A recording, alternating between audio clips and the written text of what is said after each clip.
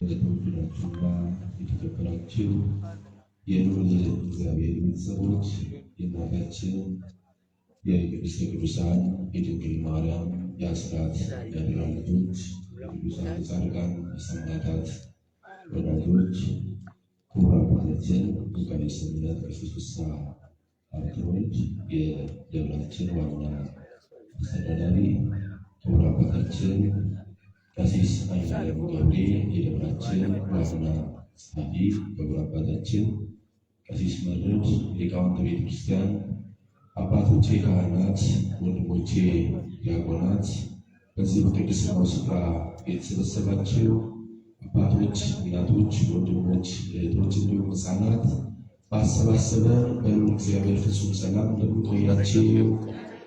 እንደምን አረፈዳችሁ? ድምፃቸው አይሰማም። እንደምን ቆያችሁ? አምላካችን እግዚአብሔር የኃጢአታችንን ብዛት የልቡናችንን ክፋት ሳይመለከት ዕድሜ ንስሐ ጨምሮልን በቤቱ ሊባርከን ሊቀድሰን ስላሰባሰበን ክብር ምስጋና ይድረሰው። ለዚህ ታላቅ በዓል ያደረሰን አምላካችን እግዚአብሔር ምስጋና ከፍ አድርጋችሁ አመስግኑ።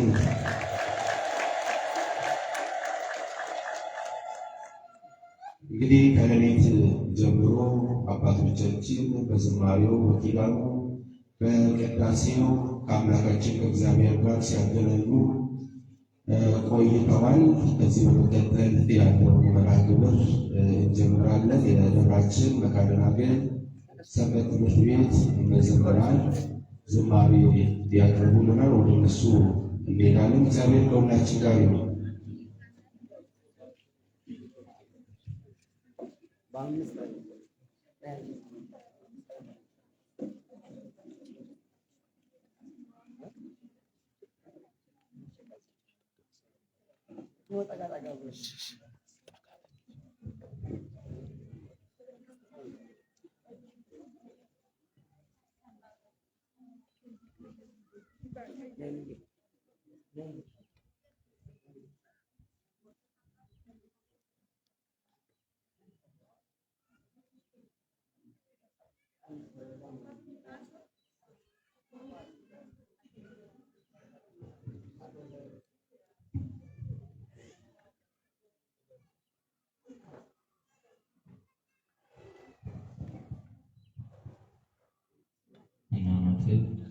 በስመ አብ ወወልድ ወመንፈስ ቅዱስ አሐዱ አምላክ አሜን።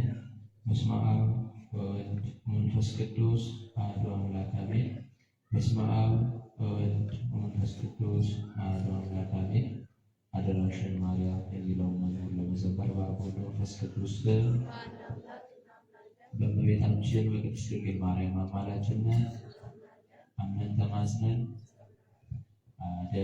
አደራሽን ማርያም አደራ እመቤቴ የመስቀሉን ፍቅር ሳየው በሕይወቴ ይፋቅ ጠላቶችሽ የጥፋቱ ስሜ ከአንቺ ጋር ልኖር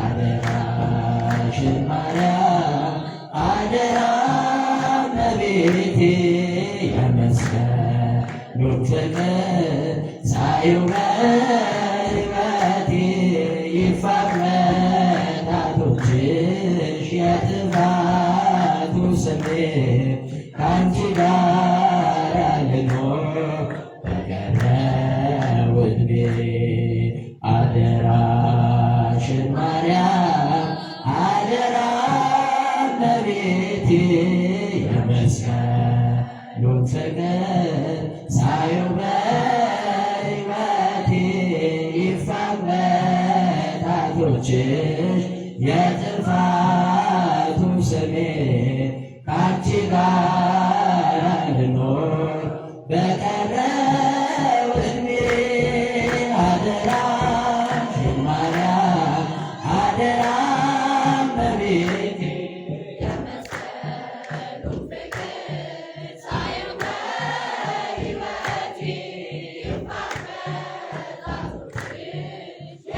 በመጥፋቱ ስሜት ከአንቺ ጋር ልኖር በቀረኝ ዕድሜ ልኖር ክርስትና ማውራቴ ቃኝና ወደፊት ልራመድ አንቺ አበርችኝና በፀሐይሽ ብርሃን በመቅረዝሽ ፋና ይቃና መንገዴ የሕይወቴ ጎዳና አደራሽን ማርያም አደራ እመቤቴ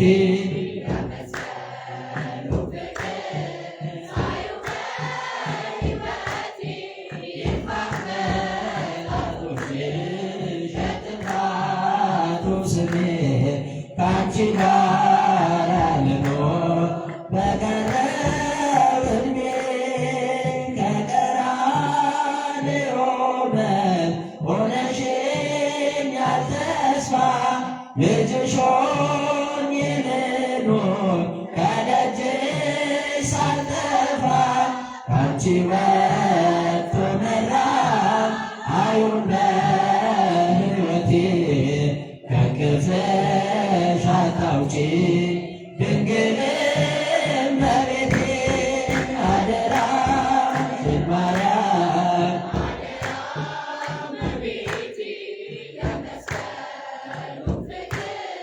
ሳይው በሕይወቴ ይፋቅ በጣቶችሽ የጥፋቱ ስሜት ከአንቺ ጋር ልኖር በቀረው ዕድሜ ልታወቅ በስምሽ በዓለም ተነስቼ በሰገነት ላውራሽ ለክብርሽ ቀንቼ ማዕረጌ ነሽና በድል ሰብክሻለሁ በማኅፀንሽ ፍሬ ከሞት ወጥቻለሁ አደራሽን ማርያም የመስቀሉን ፍቅር ሳየው በሕይወቴ ይፋቅ በጣቶችሽ የጥፋቱ ስሜት ከአንቺ ጋር ልኖር በቀረው ዕድሜ በጎስቋላው ልቤ በክብር ተጻፊ የሥቃይን ባህር በምልጃሽ ቅዘፊ ወደ አንቺ ላጋጥም ሐዘኔ እንዲጠፋ ቀስተ ደመናዬ የመዳኔ ተስፋ አደራሽን ማርያም አደራ እመቤቴ የመስቀሉን ፍቅር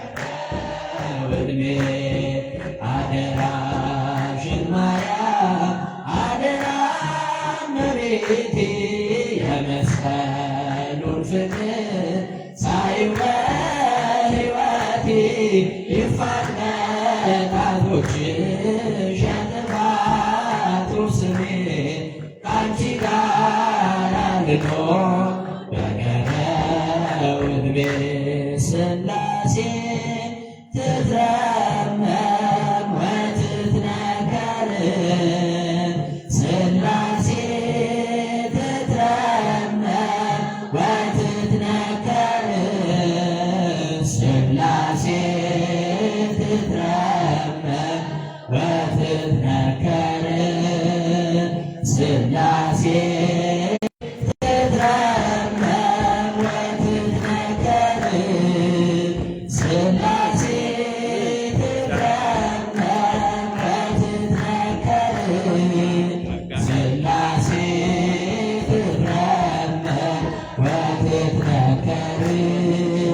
ሥላሴ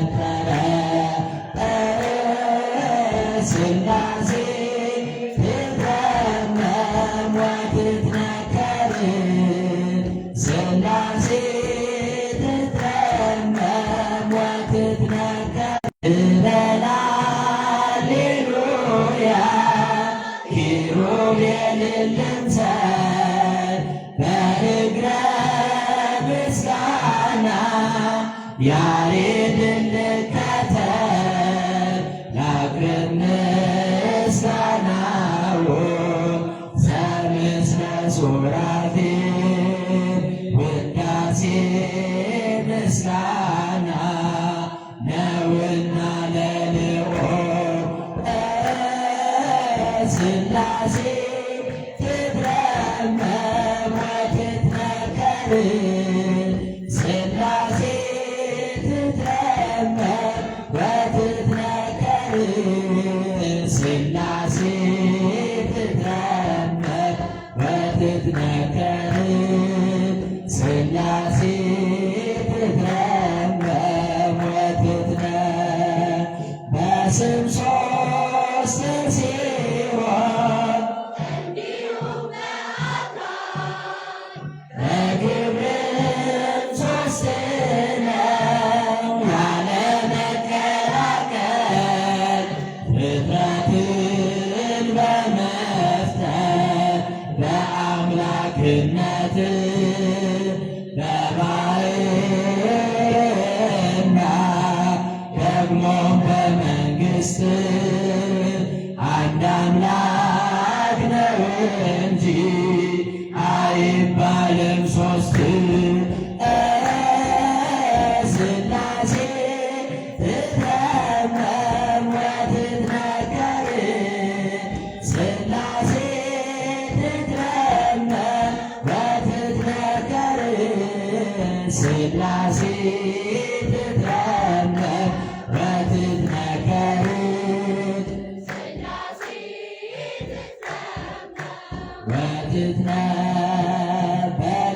በኪሩቤል ጀርባ ዙፋኑን ዘርግቶ ክብሩን ጌትነቱን ከፍጥረት ለይቶ ይኖራል ዘላለም በመንግሥቱ ጸንቶ ይኖራል ዘላለም በመንግሥቱ ጸንቶ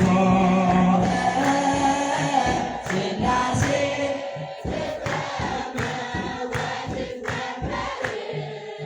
ሥላሴ ትትረመም ወትትነከር ሥላሴ ትትረመም ወትትነከር ሥላሴ ትትረመም ወትትነከር ይመስገን ዮርዳኖስ ይናገር ታቦር የአምላክን ጌትነት የሥላሴን ክብር ይኸው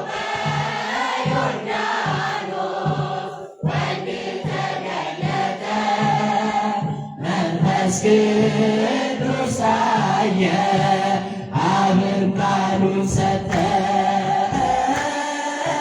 ሥላሴ ትትረመም ወትትነከር ሥላሴ ትትረመም ወትትነከር ሥላሴ ትትረመም ወትትነከር ሥላሴ ትትረመም ወትትነከር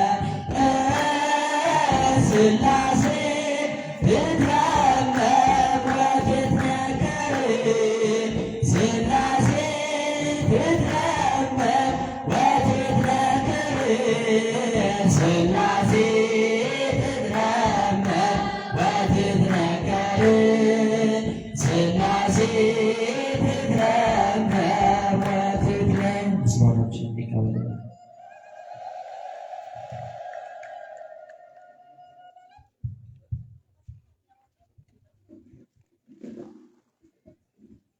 እንድንዘምር የረዳን ያገዘን አምላካችን እግዚአብሔር ስሙ የተመሰገነ ይሁን። ዝማሬውን ላቀረቡልን ለደብራችን ለመካደናብን ሰንበት ትምህርት ቤት መዘምራን ወንድሞቻችን፣ እህቶቻችን፣ ልጆቻችን አምላካችን እግዚአብሔር ዝማሬ መላእክት ያሰማልን፣ ዝማሬ መላእክት ያሰማልን፣ ዝማሬ መላእክት ያሰማልን። በዕድሜ በጤና በጸጋ አምላካችን ከዚህ አድርሳችኋል። አሁንም ተራ በማዕከላችሁ ይዞራል። ያላችሁን ብትሰጡ በእግዚአብሔር ስም እናሳስባለን። ከዚህ በመቀጠል ወደ ዕለቱ ትምህርተ ወንጌል ነው የምንሄደው። የዕለቱ ትምህርተ ወንጌል የሚሰጡን መምህራችን ሰባኪ ወንጌል ደስታ ደመቀ ይሆናሉ። አምላካችን እግዚአብሔር ለሚያስተምሩን ለመምህራችን ተናጋሪ አንደበት ለእኛ ለልጆቹ እንደ ሊዲያ የተከፈተ እዝነ ልቦና ይስጠን ዘንድ የአምላካችን መልካም ፈቃድ ይሁንልን። እግዚአብሔር ከሁላችን ጋር ይሁን።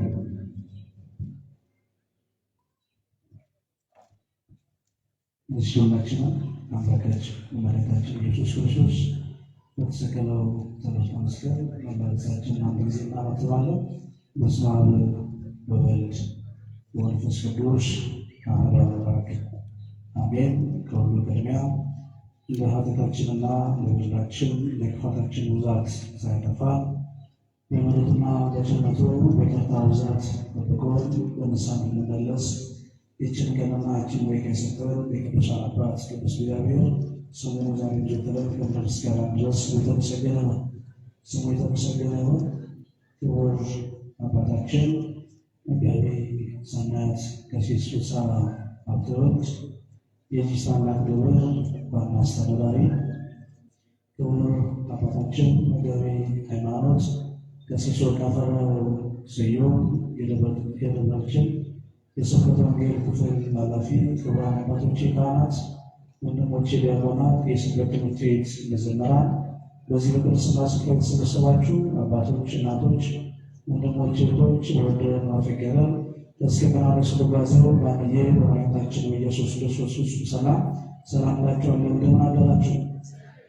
እንደምስኪን ሳደረሳችሁ አሜን። ብናመሰግነው ከዓለም ጉያ ለይቶን ቅዱስ ቃሉ የሚነገርበት በዚህ ባጸደ መቅደሱ ይጠራን የሁላችንም አባት መድኃኔዓለም ኢየሱስ ክርስቶስ ስሙ የተመሰገነ ይሁን። ስሙ የተመሰገነ ይሁን።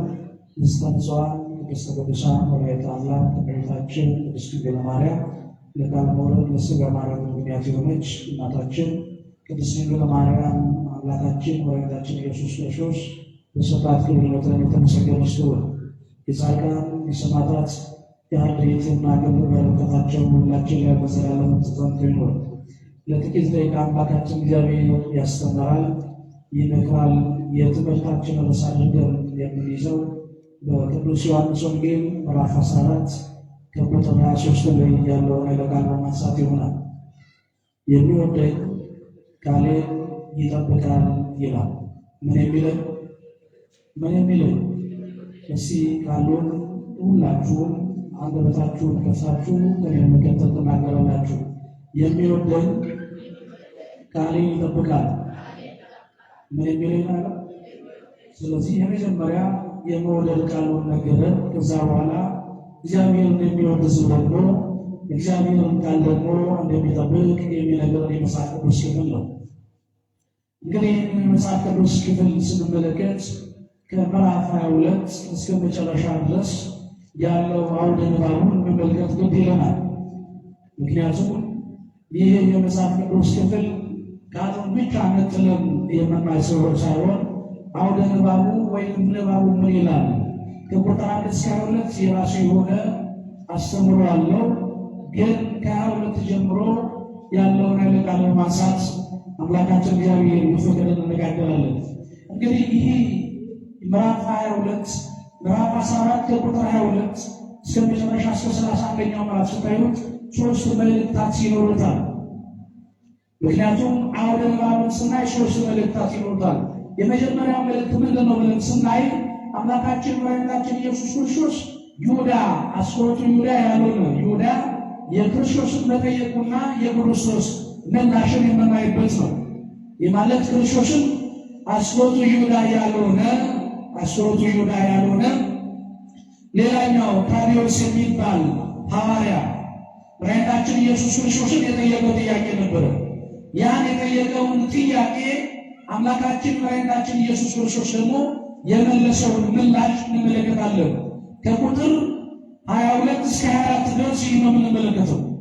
የጌታ ክርስቶስ ምላሽና የአስቆሮቱ ይሁዳ ያልሆነው ይሁዳ የጠየቀው ምላሽም የምናይበት ነው። የመጀመሪያው ከቁጥር 25 እስከ 26 ደግሞ የአዳኙ የመንፈስ ቅዱስን ጸጋና ተስፋ አስተምሮ እሄዳለሁ አጽናኝ የሆነ መንፈስ ቅዱስ እልክላችኋለሁ ብሎ የተናገረውን የመንፈስ ቅዱስን መጽናናትና መንፈስ ቅዱስ ለዓለም ሁሉ ወንጌልን ለሐዋርያት ገልጦላቸው እንዳስተማረ ከቁጥር 25 እስከ 26 የምናነበው ነው።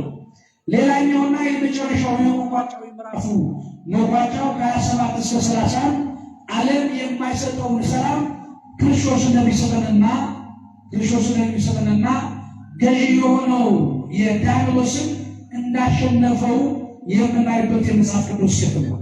እነዚህ ሶስቷን ነገሮች ጠቅልል አድርገን እንመለከታለን። እንግዲህ የሚወደኝ ቢኖር ቃሌን ይጠብቅ እያለ አብዛኛው የመጽሐፍ ቅዱስ ክፍል ይናገራል። ግን አሁን ወደ ዋናው ርዕስ አምላካችን መድኃኒታችን ኢየሱስ ክርስቶስን ይሁዳ የአስቆሮቱ ይሁዳ ያልሆነ ደቀ መዝሙር ጠየቀው፣ ጌታ ሆይ ለሌላው ሳትገለጥ ለሌላው ላትገለጥ ለእኛ ብቻ ልትገለጥ ያለው ስለምንድን ነው ብሎ ጠየቀው።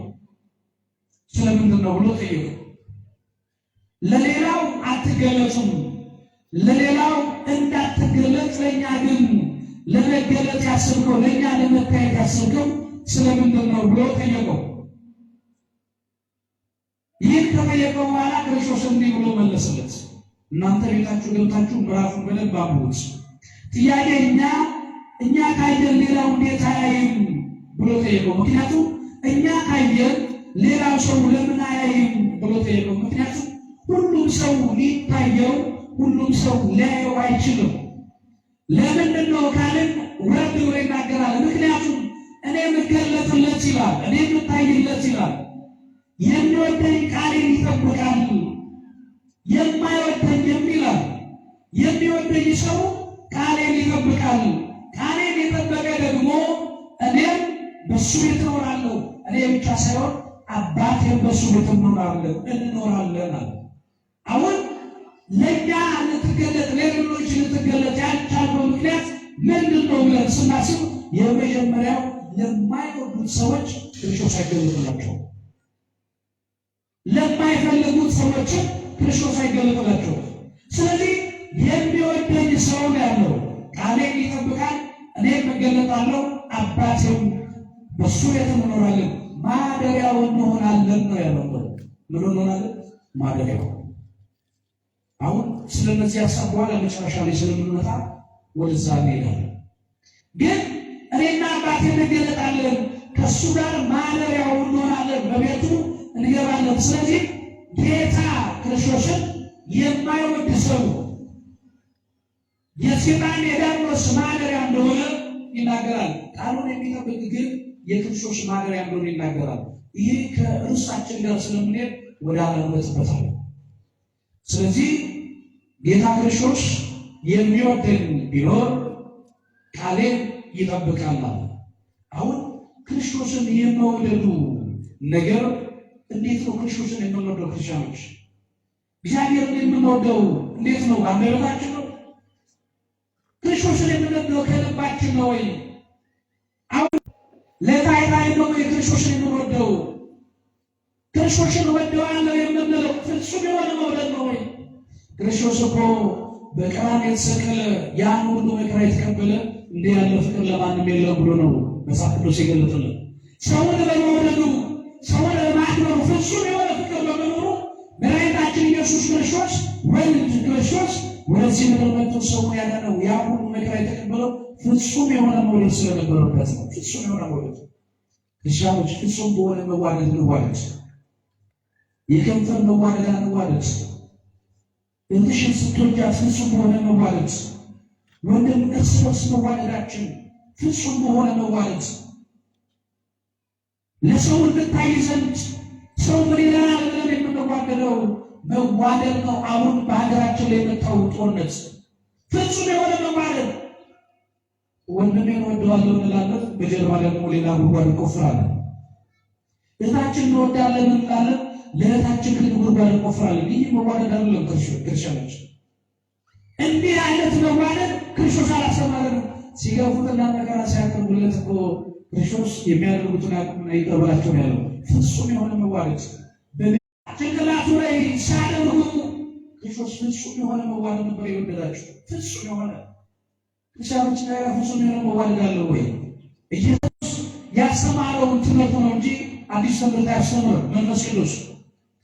ይህ ማለት አብ በስሜ የሚልከው መንፈስ ቅዱስ የሆነው አጽናኝ የሆነው መንፈስ ቅዱስ ሁሉን ያስተምራቸዋል ሲል አዲስ ትምህርት ያስተምራቸዋል ማለቱ አይደለም። ወይም አዲስ ትምህርት ለእናንተ ይናገራል ማለቱ ሳይሆን ምናል ያስተማራችሁን እኔ የነገርኳችሁን ነገር ያስተምራችኋል። ማን የነገሩ? እኔ የነገርኳችሁን እኔ ያስተማርኳችሁን ትምህርት ያስተምራችኋል ይላል። ይህ ማለት ክርስቶስ በሥጋ ማርያም ተገልጦ በዚህ ምድር ያስተማረውን ትምህርት ያስተምራል፣ ይገልጣል ይላል። በነገራችን ላይ ለሐዋርያት መንፈስ ቅዱስ ለሐዋርያት ተገልጦ መንፈስ ቅዱስ ለሐዋርያት ከተገለጠ በኋላ ሐዋርያት የመጀመሪያው መንፈስ ቅዱስ ወረደላቸው በኋላ ያስተማራቸውን የወንጌል ቃል ሚስጥሩን መረዳት ችለዋል።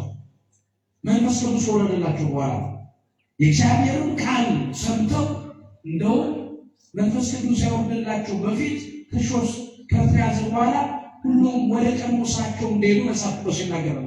ግን የመንፈስ ቅዱስ ወረደላቸው በኋላ የእግዚአብሔር ቃል ምስጢሩን ምንነቱን ተረድተዋል። መንፈስ ቅዱስ ወረደላቸው በኋላ ምክንያቱም ክርስቶስ ያስተማረውን ትምህርት በግልጽ ስለነገራቸው ምስጢር ገብቷቸዋል። ይህ ማለት ወልደ ክርስቶስ ከሰማይ የመጣውን ቃል ደግሞ ሥጋ እንደሆነ ሐዋርያት አራቱም ወንጌላውያን ይበልጥ ደግሞ ወንጌላዊ ቅዱስ ዮሐንስ የጻፈውን ይህ ምስጢር የተገለጠላቸው መንፈስ ቅዱስ ወረደላቸው በኋላ ወንጌልን የጻፉ መንፈስ ቅዱስ ወረደላቸው። ምስጢሩ አልተገለጠላቸው ነበር። ያኔ መንፈስ ቅዱስ ያወርድላቸው ነው። ስለዚህ መጀመሪያ መንፈስ ቅዱስ ሲወርድላቸው መጥቶ ሲያስተምራቸው ምስጢር ተረድተዋል።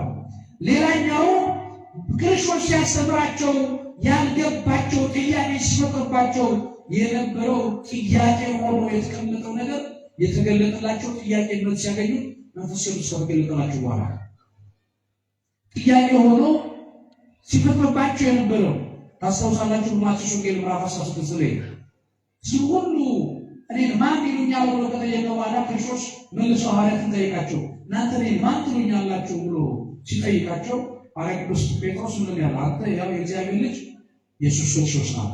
ስለዚህ ይህ የእግዚአብሔር ሕያው የሆነው የእግዚአብሔር ልጅ እንደሆነ ጥያቄ ይፈጥርባቸው ነበረ። ጥያቄ ሆኖ ይኖርባቸው ነበረ። ወልደ ዳዊት አይደለም ወይ? ከዳዊት ወገን አይደለም ወይ? ወልደ ማርያም አይደለም? ከቤታችን ቅድስት ድንግል ማርያም የተወለደ አይደለም ወይ? ስለዚህ እንዴት ነው ከሰማይ የወረድኩ እንጀራ እኔን ይላቸው ነበር። እንዴት ነው ከሰማይ የወረድኩ እንጀራ የሚለው? ይህ ጥያቄ ለዘመናት መንፈስ ቅዱስ ሳይወርድላቸው በፊት ጥያቄው ይኖርባቸው ነበር። ያ ለጥያቄያቸው መልስ ያገኙት መንፈስ ቅዱስ ወረደላቸው በኋላ ነው። መንፈስ ቅዱስ ከወረደላቸው በኋላ ነው። ስለዚህ በአጠቃላይ የመንፈስ ቅዱስ ጸጋ በሐዋርያት ሲኖር በዓለም ሁሉ ወንጌል ፍርሃት ነበረባቸው። ያን ፍርሃት ሲወገድላቸው መንፈስ ቅዱስ ወረደላቸው በኋላ ነው። ወንጌልን ለዓለም ሁሉ ሳይፈሩ በትጋትና በታታሪነት ወንጌልን ለዓለም ሁሉ ያስተማሩ መንፈስ ቅዱስ ወረደላቸው በኋላ ነው። አሁን በዘመናችን መንፈስ ቅዱስ ለእኔና ለእናንተ የሚወርደው በምን መንገድ ነው? ጥቂት ነገር ብቻ ነው። የመንፈስ ቅዱስ ስጦታ ወይም ጸጋ በእኛ ላይ ሲያደርግ ምንድን ነው? የመጀመሪያው መንፈስ ቅዱስ ሲወርድ እንዘላለን አይደለም። መንፈስ ቅዱስ ሲወርድ በማናውቃቸው ቋንቋዎች በማንረዳቸው ቋንቋዎች መናገር ማለት አይደለም።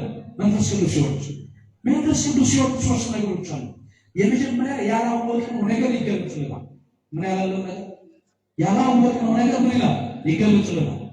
ያላወቅነው ነገር የመገለጣችን ምስጢር መንፈስ ቅዱስ ካልተገለጠልን፣ መንፈስ ቅዱስ ካልወረደልን የእግዚአብሔርን የወልድ ሰው መሆን ምስጢር አንረዳው።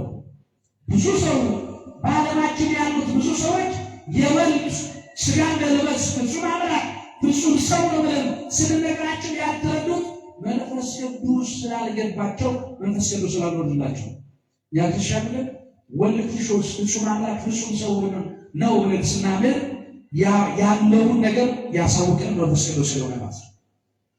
ያሳውቀን የነገረን ስለ ወልድ ስለ ክርስቶስ የነገረን ራሱ መንፈስ ቅዱስ እንደሆነ ይናገራል። ስለዚህ መንፈስ ቅዱስ ሲወርድ የመጀመሪያ ያላወቅነው ነገር ያሳውቀናል። ሁለተኛው የልጅነትን ጸጋ እንቀበላለን። በምንድን ነው እንቀበለው? በመንፈስ ቅዱስ። እንግዲህ ታስታውሳላችሁ ሁላችሁም ስለምታውቁት ቅባሜሮን ወይንም ሴት በ80 ቀን ወንድ በ40 ቀን ቅባሜሮን ሲቀባ መንፈስ ቅዱስን ይቀበላል ይላል አባቶቻችን። ይህ ማለት የጸጋ ልጅነት ይገኛል ማለት ነው። ስለዚህ የልጅነትን ጸጋ የምናገኘው በመንፈስ ቅዱስ ነው። የልጅነትን ጸጋ የምንቀበለው በመንፈስ ቅዱስ ነው። ስለዚህ የልጅነትን ጸጋ መንፈስ ቅዱስ ይሰጣል። ሶስተኛው ሚስጥሩ ሁሉ ይገለጽልናል። ስለዚህ መንፈስ ቅዱስ ለሐዋርያት የወረደው በዚህ በሶስቱ ነገሮች ወርዷል። ከዛ በኋላ ይህን ካለ በኋላ ስለምን ያነሳል? ስለ ሰላም ያነሳል። ስለማንኳችሁ ስለ ሰላም ከ27 ጀምሮ እንዲህ እያለ ይቀጥላል። ዮሐንስ ወንጌል ምዕራፍ 14 ከቁጥር 27 ሰላም እተውላችኋለሁ፣ ሰላም እሰጣችኋለሁ፣ እኔ የምሰጣችሁ ዓለም እንደሚሰጣችሁ አይደለም። ልባችሁ አይታወክ አላችሁ። ልባችሁ አይታወክ፣ አትፍሩ፣ እኔ እሄዳለሁ፣ ወደ እናንተም እመጣለሁ እንደሆናችሁ ሰምታችኋል። የምትወዱኝ ብትሆኑ ከኔ አብ ይበልጣል፣ ወደ አብ በመሄድ ደስ ባላችሁ ነበር። ሆነ በኋላ ታምኑ ዘንድ አሁን አስቀድሜ ሳይሆን ነግሬያችኋለሁ። ከእናንተ ወደዚህ ከእናንተ ጋር ብዙ አልናገርም፣ የዚህ ዓለም ገዢ ይመጣልና በእኔ ላይ አንዳች የለውም። ነገር ግን አብ እንደሚወደኝ ዓለም ሊያውቅ አብ እንዳዘዘኝ እንዲሁ አደረጉ። ተነሱ ከዚህ እንሂድ አላቸው። አሁን የመጨረሻችን ቆቅ እነዚህ ናቸው። ልባቸው አይታወቅ አለ። ምናቸው አይታወቅ? ምናቸው አይታወቅ? ከኔ ጋር ናቸው። እስቲ ልባቸው አይታወቅ ነው። የታወቅንበት ዘመን እኮ ቢኖር በዚህ ዘመን ነው። የተጨነቅንበት ዘመን፣ ፈርተን የምንኖርበት ዘመን፣ ሰላም ያጣንበት ዘመን፣ ያዝነው ነገር አመለክት ያለበት ዘመን፣ ያዝነው ነገር ጨብጠን እንኳን ስናየው ብትን የሚልበት ዘመን ነው። በዚህ ዘመን ነው እናታችን እግዚአብሔር ሰላሙን ያደለው። ስለዚህ ምን አለ? ዓለም እኔ የምሰጣችሁ ሰላም ዓለም እንደሚሰጣችሁ ሰላም አይደለም ማለት። ማን የሚሰጠን ሰላም? ማን የሚሰጠን ሰላም?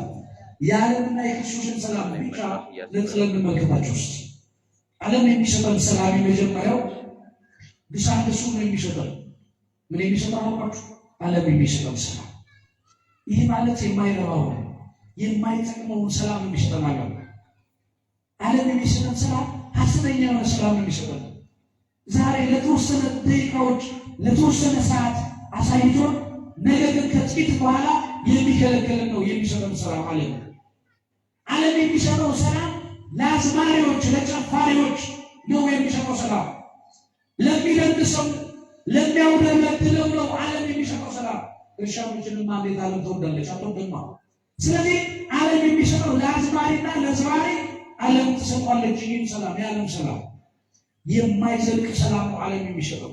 የማይዘልቅ ጊዜያዊ የሆነ ለጥቂት ብቻ የሚሰጠው ዓለም የሚሰጠው ከአንዱ አንስቶ ወደ አንዱ ነው የሚሰጠው እንጂ የአንዱን እያስለቀሰ አንዱን የሚያስደስት ነው ዓለም የሚሰጠው ሰላም ማለት ነው።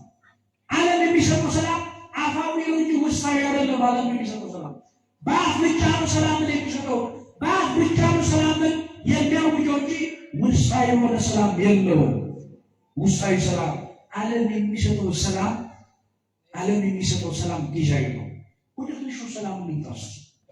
ሁላችንም ያለን ሰላም እናውቀዋለን። አሁን አሳይቶን አሁን ይነጥቅብናል። አንዱን አስለቅሶ አንዱን ያስደስታል። በአንዱ ይደሰታል፣ በአንዱ ሐዘን አንዱ ደግሞ ይጨፍራል። ያለን ሰላም ብቻ ነው። ልናውቀው ስለሆነ ክርስቲያን ሲያለቅስ ሌላው የሚደሰትበት ዓለም እኮ ያለ ነው። ደግሞ በጭፈራ ህዝብ እኮ ነው ዓለም ውስጥ ያለ ነው። ክርስቲያን ጾም ጸሎት ይዞ ወደ እግዚአብሔር ወደ አምላኩ ሲያለቅስ፣ ሌላኛው ደግሞ ማዕድ ዘርግቶ በኃጢአትና በበደል የሚጨይበት ዓለም ውስጥ እኮ ያለ ነው። ልናነባ የሚገባበት ዘመን፣ ልናለቅስ የሚገባበት ዘመን የክርስቶስ ሰላም አምላካችን እግዚአብሔር ያድልን። ክርስቶስ የሚሰጠን ሰላም ምንድን ነው?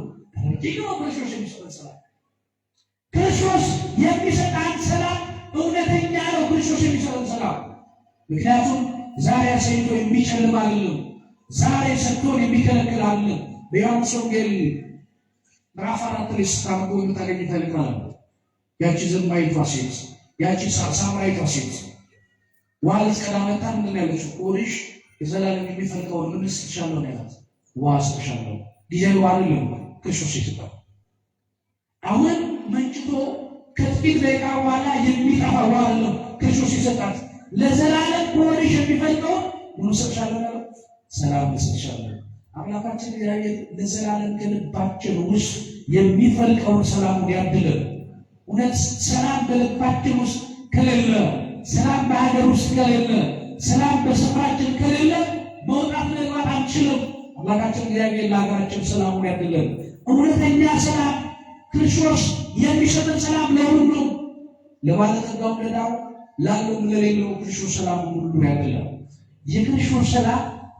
የክርስቶስ ሰላም ዘላቂ ነው፣ ዘላለማዊ ነው። ክርስቲያኖች ታዲያ ጊዜያዊ ያለውን ሰላም ተከትለን እየሄድን ያለ ነው ወይ ዘላለማዊ የሆነ ሰላም ነው ተከትለን እየኖርን ያለ ነው? ስለዚህ ሰላምን እሰጣችኋለሁ ሲል የመጀመሪያው ለሐዋርያቱ ምን እሰጣችኋለሁ ማለት ነው? ወንጌል እሰጣችኋለሁ ሲል ነው። ወንጌል ማለት የምስራች ነው። ወንጌል ማለት የምስራች ነው። ስለዚህ የምስራች ሆነው ወንጌል ምን እላችኋለሁ? እሰጣችኋለሁ። ስለዚህ ሰላምን የሚሰጣችሁ ክርስቶስ ነው። ስለዚህ ሰላም እሰጣችኋለሁ ሲል ወንጌልን እሰጣችኋለሁ ሲል ነው። እዚህ ጋር ግን ስናነብ አንድ ነገሮች ላንሳ። ወደ መጨረሻ ከመሄድ በፊት ከኔ አብ ይበልጣል ማለቱ ምን ማለት ነው? ከኔ አብ ይበልጣል ማለቱ ምን ማለት ነው? በአብና በወልድ መካከል መበላለጥ አለ ወይ? በአብና በወልድ መካከል መበላለጥ አለው የሚትለውን ነገር እናንሳና ወደ መጨረሻችን ይላል። በመሰረቱ ስለ ሥላሴ ስንማር ሁላችንም ስለምናውቅ ፍጹም አካል እንዳላቸው እናውቃለን። አብ ፍጹም አካል አለው፣ ወልድ ፍጹም አካል አለው፣ መንፈስ ቅዱስም እንደዛው ማለት ነው። ነገር ግን አብ ይበልጣል ሲል ምን ማለት ነው ብለን ስንመለከት አብ በስጋ አልተገለጠም። አብ በአይሁድ ዘንድ ምራቅ አልተተፋበትም። አብ በአይሁድ ዘንድ አልተገረፈም። አብ በአይሁድ ዘንድ አልተወጋም። ስለዚህ ስጋ የለበሰው ወልድ ክርስቶስ ይህ ማለት ስጋ ደካማ መሆኑን ሊያጠይቅ፣ ደካማ የሆነውን ስጋ መልበሱን ሊያጠይቅ አብ ከኔ ይበልጣል አለ እንጂ የአብና የወልድ መበላለጥ የለም። ስለዚህ ወልድ ክርስቶስ በአይሁድ ተመቷል፣ በአይሁድ ተተፍቶበታል፣ በአይሁድ ተገርፏል፣ በመስቀል ላይ ተሰቅሏል። አብ ደግሞ በአይሁድ ዘንድ አልተገረፈም፣ በአይሁድ ዘንድ አልተመታም። ስለዚህ ደካማ የሆነውን የሰው ስጋ መልበሱን ሊናገረን ወልድ ክርስቶስ ከኔ ማን ይበልጣል አላቸው? ማን ይበልጣል አላቸው። መበላለጥ የለባችሁ። እኔና አብ ስለምን ብሏል? አንድ ነን ብሏል። በነገራችን ላይ ከፍላችሁ ስታነቡ በኋላ ስለምንመጣበት ነው። ምን ይላል መስላችሁ? ቃሌን የሚጠብቅ ቢኖር እኔና አብ በእሱ ቤት እንኖራለን ይላል። እኔና አብ በእሱ ቤት እንኖራለን ይላል። አሁን የቃሉ ተናጋሪ ወልድ ክርስቶስ ነው። ወልድ የተናገረውን ቃል የሚጠብቅ ክርስቲያን አብና ወልድ ካለ የወልድ መናገር የወልድ ቃል የማን ቃል ነው? የማን ቃል ነው? የአብ ቃል ነው። የሰማችሁ ነው። ደግማታለሁ፣ ልብ በሉ።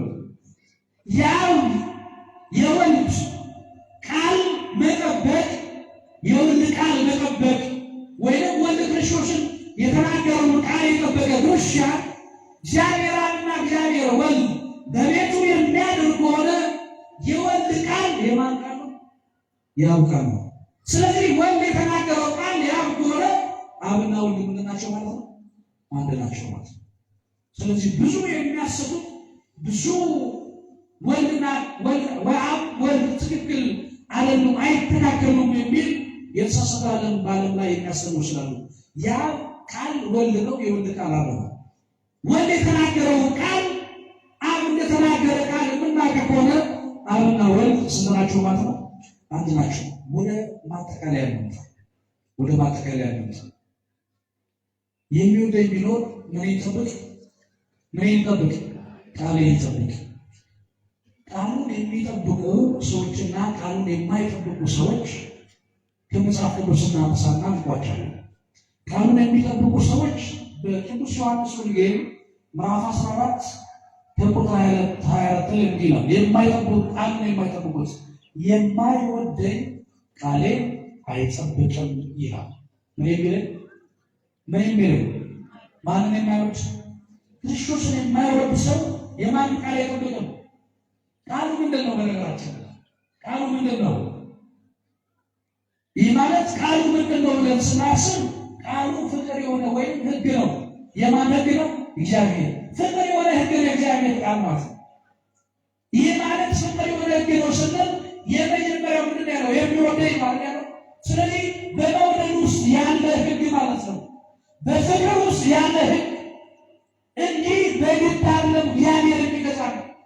በዱላ አይደለም እግዚአብሔር የመውደድ ሕግ ማለት ነው። እግዚአብሔር ቃል የሚወደኝ ቃሌን ይጠብቅ። ስለዚህ ቃሌን የማይወደኝ ምንን አይጠብቅም ማለት ቃሌን አይጠብቅም ይላል። ዮሐንስ ወንጌል ምዕራፍ 12 ቁጥር 48 ላይ የሚክደኝ ቃሌን የማይቀበል ሰው፣ ልብ በሉ፣ የሚክደኝ ቃሌን የማይጠብቅ ሰው ግን የምፈርድበት ነገር አለ። አያችሁ፣ ቃሌን የማይጠብቅ ሰው የማይወደኝ ሰው ምን የምልበት ነገር አለ? የምፈርድበት ነገር አለ። በቅዱስ ሉቃስ ወንጌል ምዕራፍ 1 ቁጥር 20 ጀምራችሁ ስታነቡት ምንድን ነው ያለው? ካህኑ ዘካርያስ የሰማችሁ ነው። ካህኑ ዘካርያስ ምንድን ነው ያለው? ከእግዚአብሔር የመጣው መልአክ እኔ ነኝ ብሎ ተነግሮታልና ይህን ቃል አልተቀበልክምና ይህ ቃል እስከሚፈጸም ድረስ ምን ትሆናለህ ያለው? ይደርሳል። የማን ቃል እስከሚፈጸም? የማን ቃል አልተቀበለም?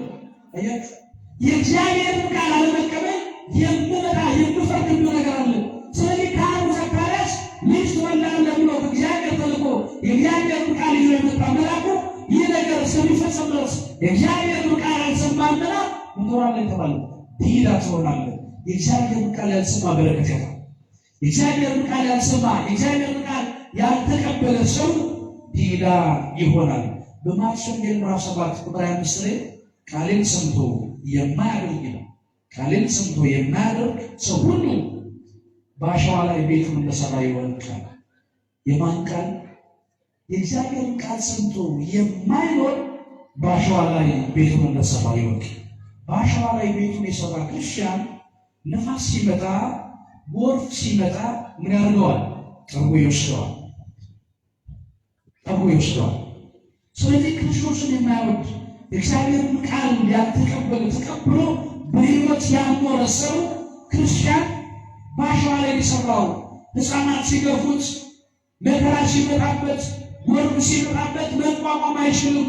እግዚአብሔርን የማይወድ ቃሉን የማይጠብቅ ሰው ይወድቃል። ምክንያቱም ቤቱን በአሸዋ ስለሰራ ማለት።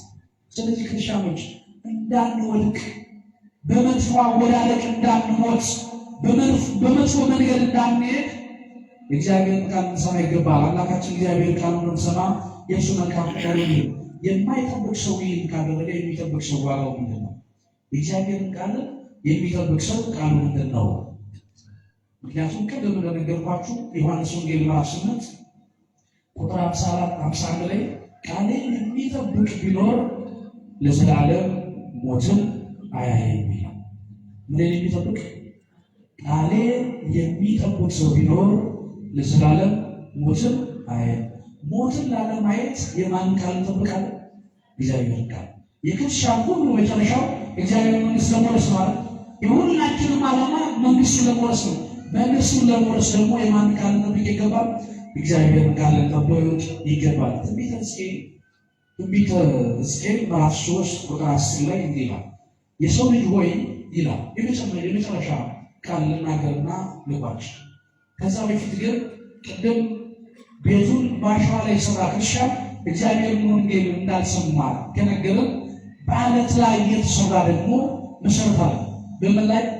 እግዚአብሔርን ቃል የሚጠብቅ ቃሉ ጠብቆ የሚኖር ቤቱን በዓለት ላይ እንደሰራ ይወድቃል። በምን ላይ? በዓለት ላይ።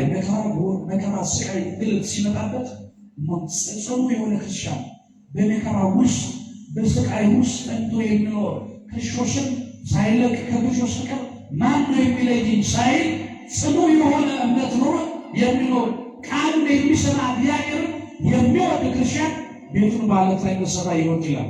የመጨረሻው ትንቢተ ሕዝቅኤል ምዕራፍ 3 ላይ የሰው ልጅ ሆይ የነገረውን ቃል ሁሉ በልብ ጠብቀው በጆሮህም ስማው ይላል። የሰው ልጅ ሆይ የነገረውን ቃል ነው የሚለው። የነገረውን ቃል ሁሉ በምን ጠብቀው? በምን ጠብቀው? በልብ ጠብቀው በጆሮ ስማው። የሚወደው ሰው ክርስቶስን በልቡ ይጠብቃል፣ በጆሮው ደግሞ ይሰማል።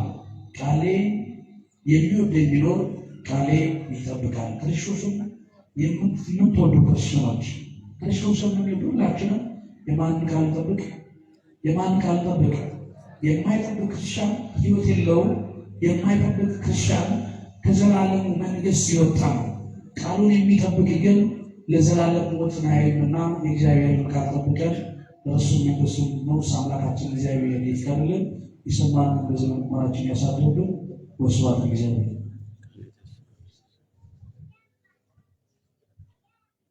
በመምህራችን ላይ አብሮ ያስተማረን የመከረን የገሰጸን አምላካችን እግዚአብሔር ስሙ የተመሰገነ ይሁን። ላስተማሩን ለመምህራችንም ለሰባኪ ወንጌል ደስታ ደመቀ አምላካችን እግዚአብሔር ቃሉን ያሰማልን፣ ቃሉን ያሰማልን፣ ቃሉን ያሰማልን አላችሁ። እግዚአብሔርን አመስግኑት።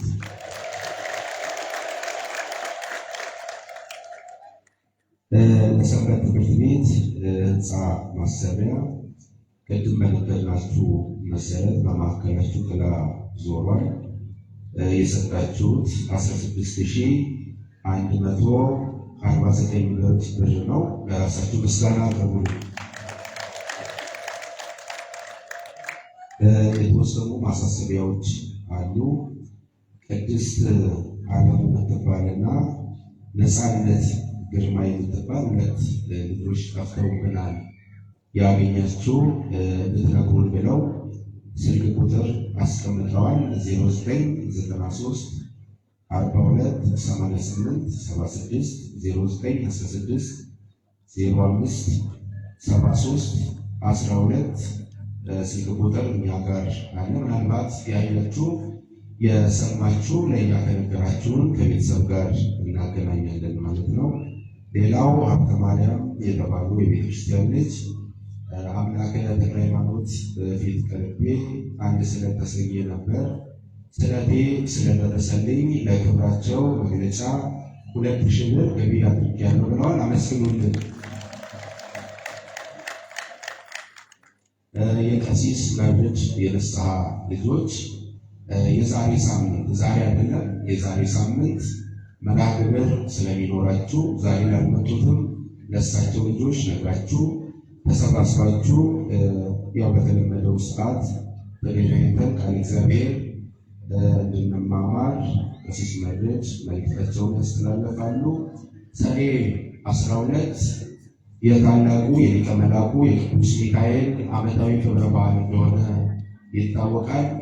በከተማችን በሆሳዕና ደብረ ኃይል ቅዱስ ሚካኤል ቤተክርስቲያን በደማቅ ሁኔታ ይከበራል። ሁላችንም በዛ ተገኝተን በዓሉን እንድናከብር የደቡብ ሰበካ ጉባኤ ጥሪውን ያስተላልፍልናል። እንዲሁ ደግሞ እግዚአብሔር የፈቀደልን እግዚአብሔር ይረዳል። በዳርሻ ቅዱስ ሚካኤል ቤተክርስቲያን እንደዚሁ በዓሉ ይከበራል። በአሌሞ ወረዳ ጉዞ ተዘጋጅቷል። በደብረ ፀሐይም በጎልጎታ።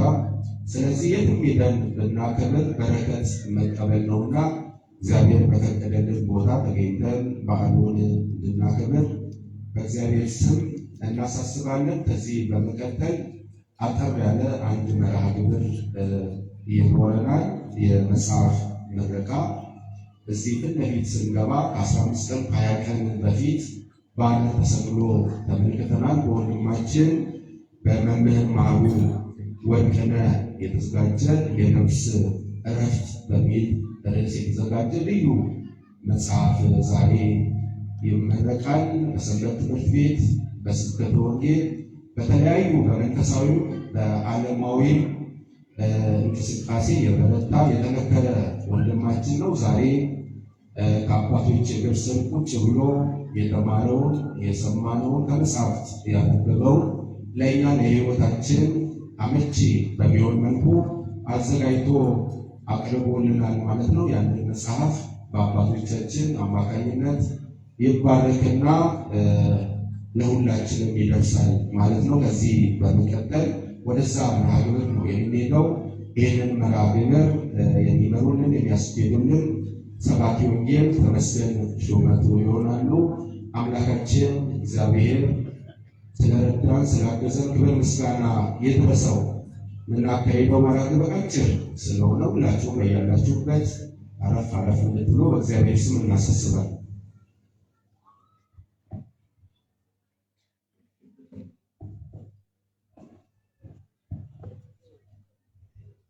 በስመ አብ ወወልድ ወመንፈስ ቅዱስ አሐዱ አምላክ አሜን። በኢትዮጵያ ኦርቶዶክስ ተዋሕዶ ቤተክርስቲያን በሀዲያና ስልጤ ሀገረ ስብከት ደብረ ፀሐይ መንበረ ጵጵስና አቡነ ተክለ ሃይማኖት ቤተክርስቲያን ዋና አስተዳዳሪ የሆኑ አባታችን፣ አባቶች ካህናት፣ ወንድሞች ዲያቆናት፣ በዚህ ስፍራ ላይ ያላችሁ የቅድስት ቤተክርስቲያን ልጆች፣ አገልጋዮች፣ ሊቃውንተ ቤተክርስቲያን፣ የቅድስት ቤተክርስቲያን የጀርባ አጥንት የሆናችሁ ሰንበት ተማሪዎች፣ አባቶች፣ እናቶች፣ ወንድም እህቶቼ፣ እንዲሁም ንጹሐን ሕፃናት እስከ መስቀል ወደ ደንባ ፈቀርም በአንድ ልጁ በኢየሱስ ክርስቶስ ፍጹም ሰላም እንደምን አላችሁ? እንደምን አደራችሁ? እስኪ እግዚአብሔር ይመስገን በሉ። አመስግኑት እግዚአብሔር። አሜን። እግዚአብሔር ይመስገን ብለን እንድንጠራው የፈቀደልን የአባቶቻችን አምላክ ስሙ የተመሰገነ ይሁን። እንግዲህ በአባቶች ፊት መቆም በጣም ከባድ ነው። ያው በሬ እያለ ወይፈን አይገራም፣ ውሃ ወደ ላይ አይፈስም፣ አባት እያለ ልጅ አይባርክም ይላሉና አቡ እኔ በእነሱ ፊት እንዲቆም የዚህን መድረክ መያዝ በጣም ቢከብደኝም ለመታዘዝ ነው። ማን ይርዳል?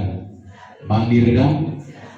ስለዚህ እንግዲህ ከዚህ በመቀጠል በአባታችን በመጋቢ ሃይማኖት የተላለፈው መልእክት ከግንዛቤ ውስጥ በማስገባት ወንድማችን መምህር መሃሩ ማለት ነው እንደዚሁ እጩ ዶክተር ነውና እግዚአብሔር አምላክ ረድቶትና አግዞት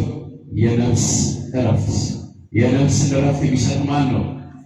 ይህንን እንግዲህ አውጥቶ አውርዶ በአእምሮ እውቀትን በመጭመቅ ለትውልድ የሚሆን ነገር ይዟል መጥቷልና እንኳን ደህና መጣ በሉት እስኪ። አመስግኑ እግዚአብሔር ነው። ከእናንተ ውስጥ የወጣ ወንድማችን በቤተ ክርስቲያን መምህር ነው፣ በዓለማዊ ደግሞ እጩ ዶክተር ነው። ዶክተርነቱን ደግሞ ተቀብሎ ሲመጣ ደብረ ፀሐይ አቡነ ተክለ ሃይማኖት ቤተክርስቲያን ማዕከላዊነቱን በዚህ ሁኔታ በየቦታው ሰፋፊ አገልግሎቶችን መስጠት ከጀመረ እንግዲህ ቆየት ብሏልና እግዚአብሔር ስሙ የተመሰገነ ይሁን። እንግዲህ የወንድማችን የመምህር መሃሩ ቤተሰቦች፣ ወገኖች ሁሉም ማለት ነው ከፊት ለፊት በዝማሬ ልጃችን እንኳን እግዚአብሔር አምላክ ረዳ እንኳን ደስ አለ በማለት ከፊት ለፊት በዝማሬ መጽሐፉን ለማስመረቅ እየመጡ ነው። እንግዲህ ሁላችሁም በደስታ እንድትቀበሉ እያጨበጨባችሁ እንድትቀበሉ ከዛ በአባቶች እናስመርቃለን ማለት ነው። እግዚአብሔር ይመስገን፣ እግዚአብሔር ይመስገን፣ እግዚአብሔር ይመስገን፣ እግዚአብሔር ይመስገን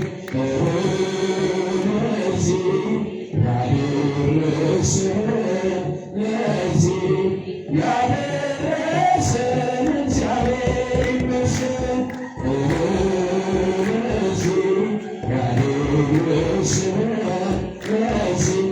ያደረሰን እግዚአብሔር ይመስገን።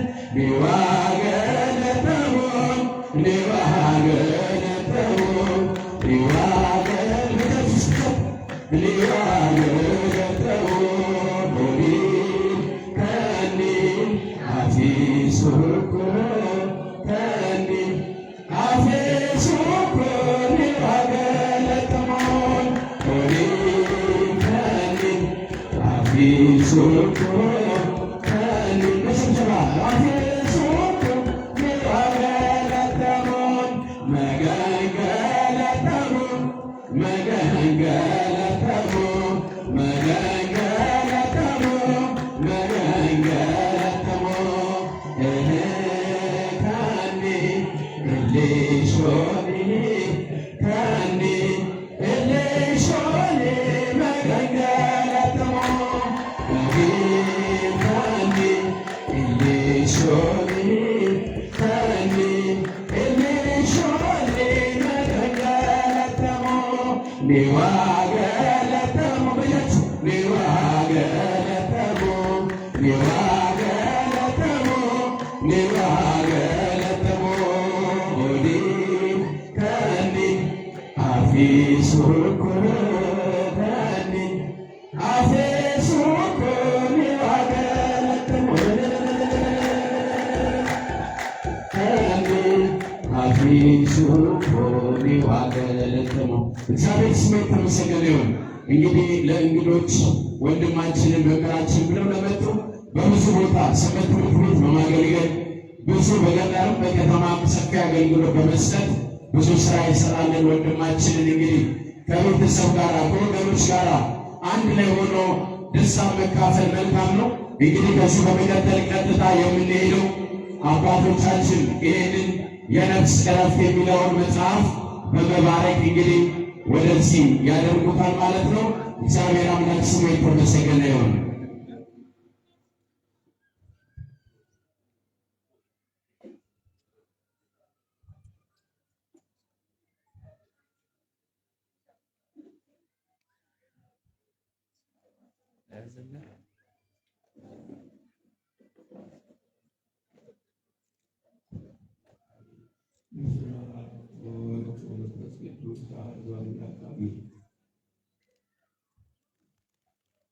እግዚአብሔር ይመስገን እግዚአብሔር ይመስገን በለች እግዚአብሔር ይመስገን እግዚአብሔር ይመስገን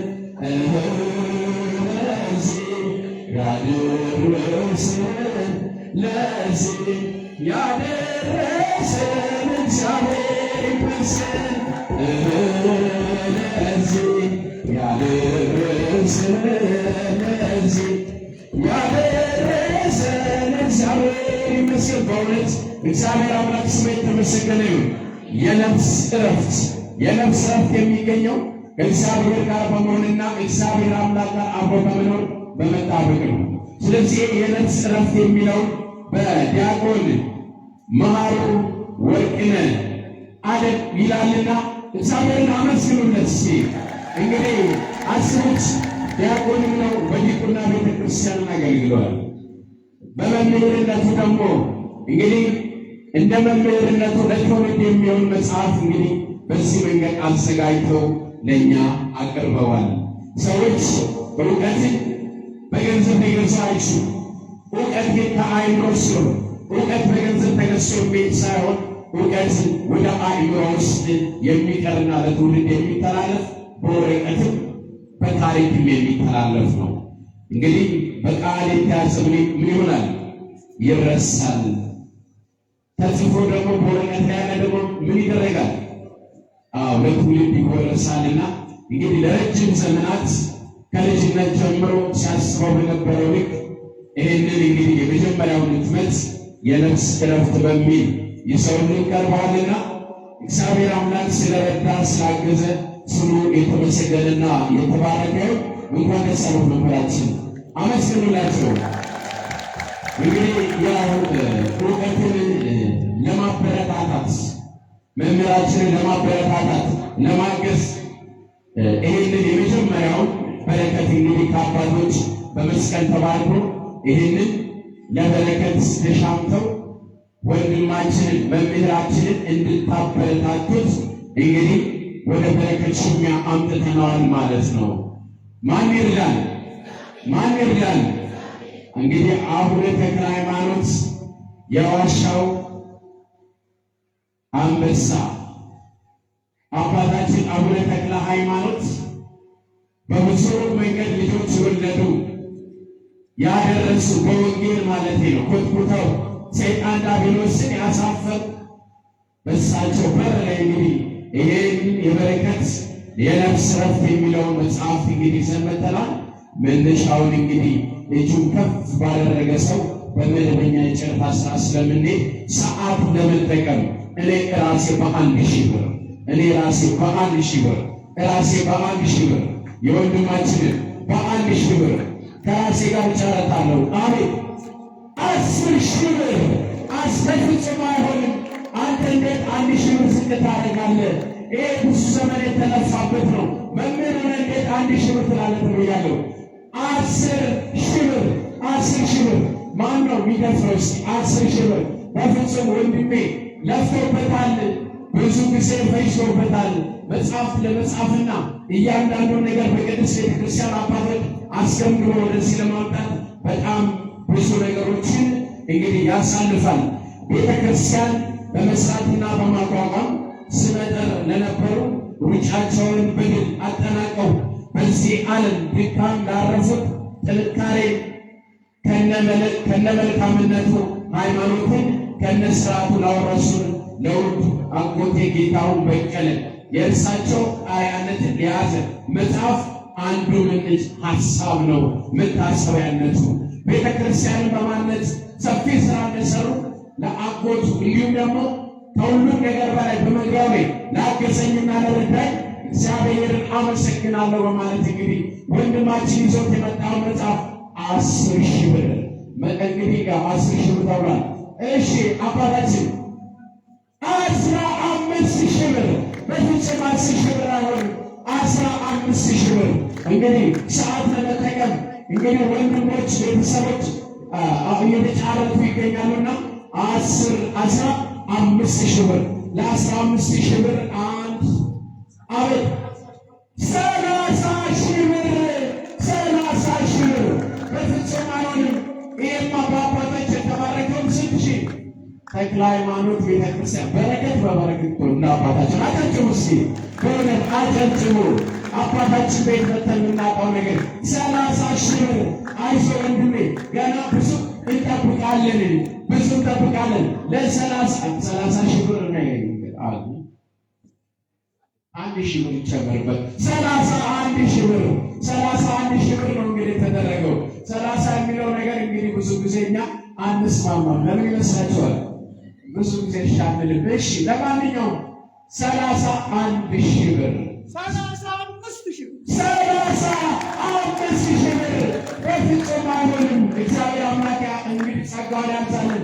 ታላቅ ወንድማችንና መምህራችን ወጣቶች ቁጭ ብላችሁ እንግዲህ ታላቅ ወንድማችን ተነስቶ እንግዲህ እየሰሩ ነው ያሉት። እግዚአብሔር አምላክ ከጤና ጋር ያድልልን። 35,000 ብር ለ35,000 ብር አንድ ለ35,000 ብር ሁለት 50,000 ብር 50,000 ብር በፍጹም አይሆንም። በ50,000 ብር ወንድሜ አቤት አለ። በጣም የሚገርም ነገር ነው። ማን ይባርክልን? እግዚአብሔር። እስኪ እግዚአብሔር ከፍ አድርጋችሁ አመስግኑ። አዎ እጩ ዶክተር ናቸው። ለቤተ ክርስቲያን ዶክተሮች፣ ፕሮፌሰሮች ያስፈልጓታል። ሚኒስትሮች ያስፈልጓታል። ሚኒስትር ዴኤታዎች ያስፈልጓታል። ስለዚህ ዶክተር ሆነው ሲመረቁ ደግሞ ከነክብራቸው እዚህ አባታችን ላይ መጥተው እግዚአብሔር አምላክ ከኛ ጋር ያመሰግናሉ። አመስግኑ እግዚአብሔርን።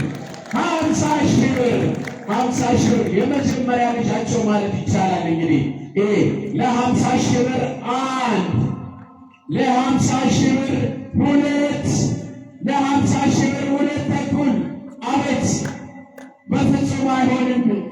አቤት 53 ነው 53,000 ብር ሰምቻታለሁ። 53,000 ብር 53,000 ብር እንዴ! በጣም የሚገርም ነገር ነው። ወንድምና እህት እየተፎካከሩ ነው። የሚገርም ነገር ነው። 53,000 ብር አንድ አትቆጥሩም እንዴ? እነሱ ብር እየሰጡ እናንተ ድምፅ አትሰጡም እንዴ? አንድ ነገር ድምፅ መስጠት ሰማይ ናችሁ መሰለኝ። 53,000 ብር አንድ 53,000 ብር ሁለት 60,000 ብር 60,000 ብር ከአይነት በቃ መራኮይት ስንት ሺህ? 60,000 ብር። ለ60,000 ብር አንድ እስኪ አባቶች ጋር የለምችልም እሺ እስኪ ተባሉ 60,000 ብር። ለ60,000 ብር አንድ ለ60,000 ብር ሁለት አመት 65,000 ብር 65,000 ብር። ታው እንተሳሰብ እንተጋገዝ። የነፍስ ዕረፍት የሚለው መጽሐፍማ እኔ ስንት ሺህ ብር 65,000 ብር። ለ65,000 አንድ የመጨረሻ ስለሆነ ሳስር የለ ለ65,000 ብር ሁለት አቤት በፍጹም አላደረገውም። የመጀመሪያ መጽሐፍ ከአባቴ ተባርኮ የተሰጠነው 100,000 ብር 100,000 ብር። አዎ ወንድሙን ያገዘ ነው። እግዚአብሔር አምላክ ይባርካችሁ፣ ሰላሙን ያብዛላችሁ። እኛ መምህራን ነን። በዓለማዊ በቤተ ክርስቲያን ደግሞ ከአባቶች ስርጎች ነን። ሰንበት ተማሪዎችን እንደው ከስራችን የምናስተምር እንጂ መምህራን ሆነን አይደለም። አባቶች እንግዲህ ሂዱ ስራም ተልከን እንጂ በእነሱ ፊት እንደ መምህር መቆም አንችልም። ግን በዓለማዊ ትምህርት ቤት አንድ መጽሐፍት ለተማሪዎች ማቅረብ እዚህ ውስጥ ልጆችም ስላሉ ማለት ነው እንዴት እንደሚከብድ ተዘጋጅተን ለመምጣት የተጻፈውን እንኳን ይህን ግን ጽፎ ማምጣት ደግሞ በዚህ ጊዜ ውስጥ በጣም ከባድ ነው። ማን ረድቶን ነው? ማን ረድቶት ነው? መምህራችንን ማን ረድቶት ነው? 100,000 ብር 100,000 ብር ለ100,000 ብር አንድ ለ100,000 ብር ሁለት 105,000 ብር 100 እኔ አልለቀውም። ምንም ታናሽና ታላቅ ብንሆን እንኳን የመጣ ነገር ይምጣ እንጂ እኔ ይዤው እሄዳለሁ እያለች ነው እህትነች። እንግዲህ ለእህታችን አንድ ለእህታችን ሁለት ለእህታችን ሁለት ተኩል 25 ጉዳይ 20 ጉዳይ ሩብ ጉዳይ 10 ጉዳይ 5 ጉዳይ 120,000 ብር 120,000 ብር 120,000 ብር። አዎ በረከቱን የሚሰጠው ማን ነው?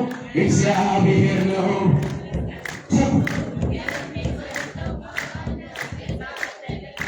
በረከቱን የሚሰጠው ማን ነው? እግዚአብሔር ነው። እጃችሁ የሚሰጠው ማን ነው? የሚሰጠው ማን ነው? አዎ እግዚአብሔር ነው። 120,000 ብር ለ120,000 ብር አንድ አመት 125,000 ብር 130,000 ብር 130,000 ለ130,000 አንድ ለ130,000 ሁለት ለ130,000 ሁለት ተኩል 25 ጉዳይ ሩብ ጉዳይ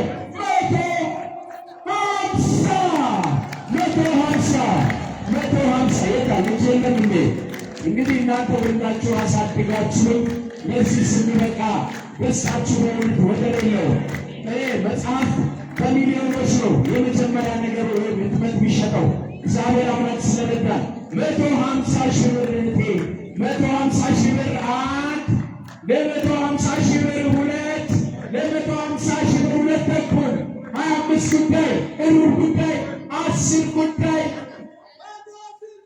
160,000 ብር 160,000 ብር 160,000 ብር።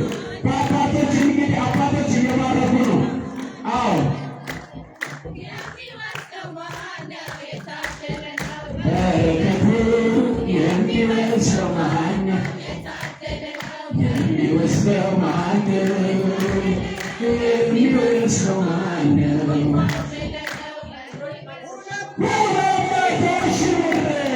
200,000 ብር እንግዲህ ምን ያህል መጽሐፉን ከፍቶ ለማንበብ እንደ ጓጉ የሚያሳይ ነው። 200,000 ብር ለ200,000 ብር አንድ በእውነት የነፍስ እረፍት የነፍስ እረፍት የሚገኘው ከማን ነው ብያቸዋለሁ። ከማን ነው? ነፍስ የሚያሳርፍ ማን ነው? ለተዳደፈው ለወደቀው ነፍስ መዳኛ መጠለያ ታዛ መሻገሪያ ድልድይ ማን ነው? በእውነት የእግዚአብሔርን ቃል ናንካ ብላ እንደተባልን ይህንን አንብበን ፍሬ እንድናፈራ ማን ይርዳል?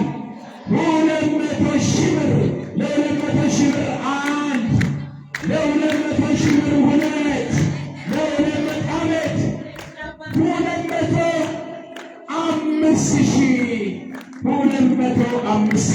ከዚህ በኋላ መጨመር የሚቻለው እንግዲህ 10,000 ብር ነው መጨመር የሚቻለው ከዚህ በኋላ የተክልዬ በረከት አለበት እንሻማበት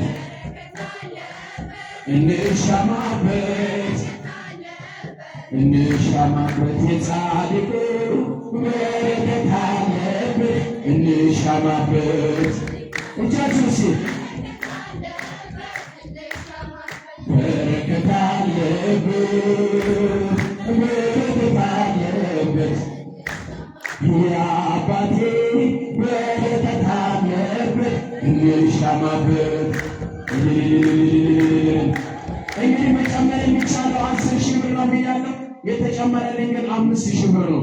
ስለዚህ ስንት ሺህ ብር? 10,000 ተጨምሮልኛል። ስለዚህ 115,000 ብር ነው ማለት ነው። 215,000 ብር ለ215,000 ብር አንድ ለ215,000 ብር ሁለት ለ215,000 ብር ሁለት ተኩል 25 ጉዳይ 20 ጉዳይ ሩብ ጉዳይ 10 ጉዳይ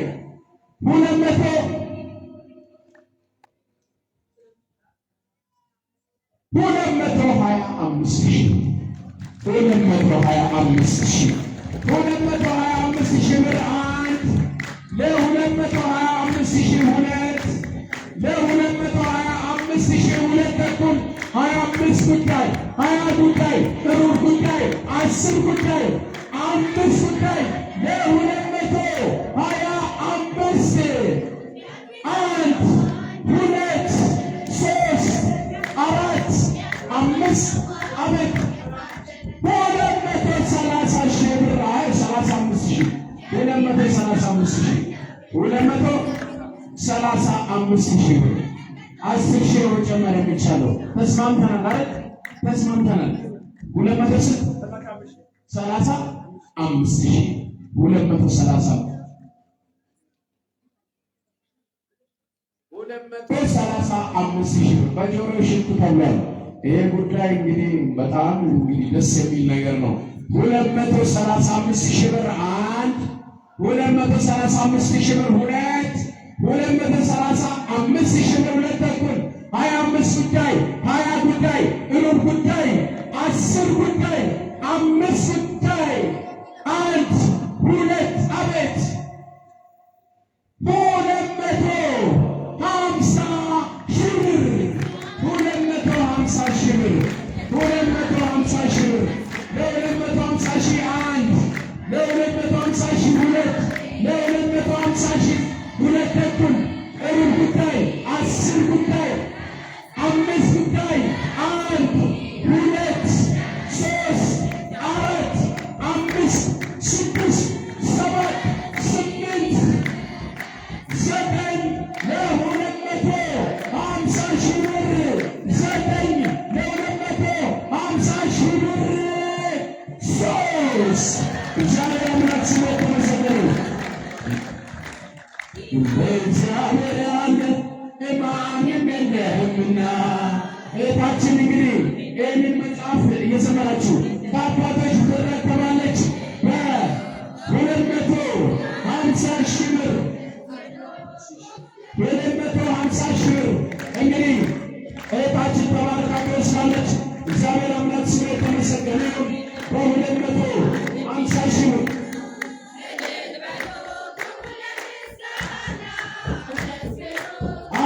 እግዚአብሔር ስሙ የተመሰገነ ይሁን።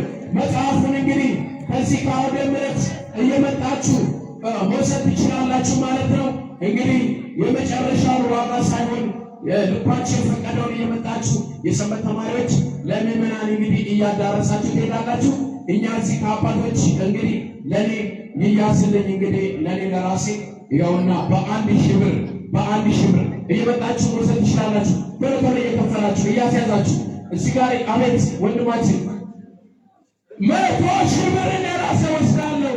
100,000 ብር እያስያዛችሁ እየተባረካችሁ ቶሎ ቶሎ እየመጣችሁ እየተባረካችሁ የሰንበት ተማሪዎች እንግዲህ ቶሎ መጽሐፉን እያደረሳችሁ ትሄዳላችሁ።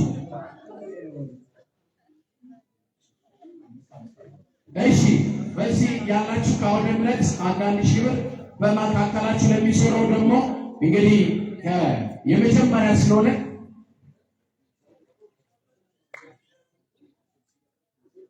እሺ 500 ብር 500 ብር ትወስዳላችሁ። ለማገዝ ለማበረታታት ወንድማችን እግዚአብሔር አምላክ ጸጋውን ያብዛልን። እንግዲህ ስንት 100,000 ብር ወስዶታል ማለት ነው። አሁንም ይኸው መጽሐፍ እየመጣችሁ እዚህ ጋር መውሰድ ትችላላችሁ። ሰባኪ ወንጌል ወንድማችን ተካ 2,000 ብር 2,000 ብር 2,000 ብር እግዚአብሔር ይስጥልን። ቶሎ ቶሎ እያላችሁ እንግዲህ ታስኬዳላችሁ ማለት ነው። እስኪ መጽሐፉን ከአባቶች የተባረካችሁ አካባቢ ላይ ያላችሁ ለልጆቻችሁ መውሰድ ትችላላችሁ። እየመጣችሁ ከአባቶች የተባረካችሁ ይኸው። እሺ መልካም እሺ፣ ተባርካችሁ መውሰድ ትችላላችሁ። በፍጥነት እንግዲህ 500 ብር እየሸጣችሁ ትሄዳላችሁ ማለት ነው። 500 ብር ይኸው በፍጥነት እሺ።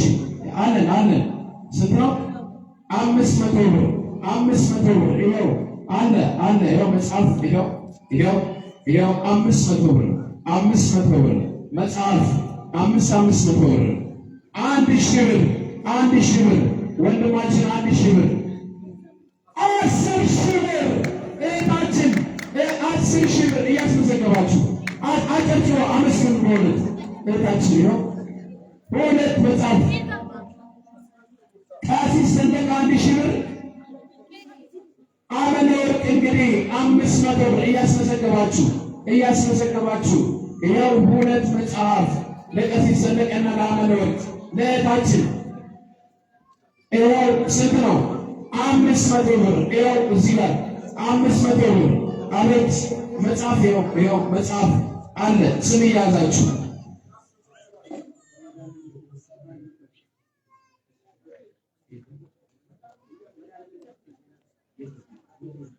ከበርኩንቾ መድኃኔዓለም ቤተክርስቲያን ወልዳ ካሳደገችው ቤተክርስቲያን በርታልን ብለው ስጦታ እንግዲህ ወንድማችን መምህራችን ወደዚህ ይመጣሉ።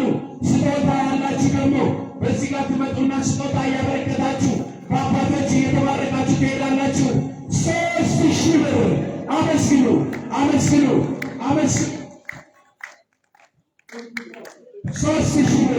3,000 ብር በርኩንቾ።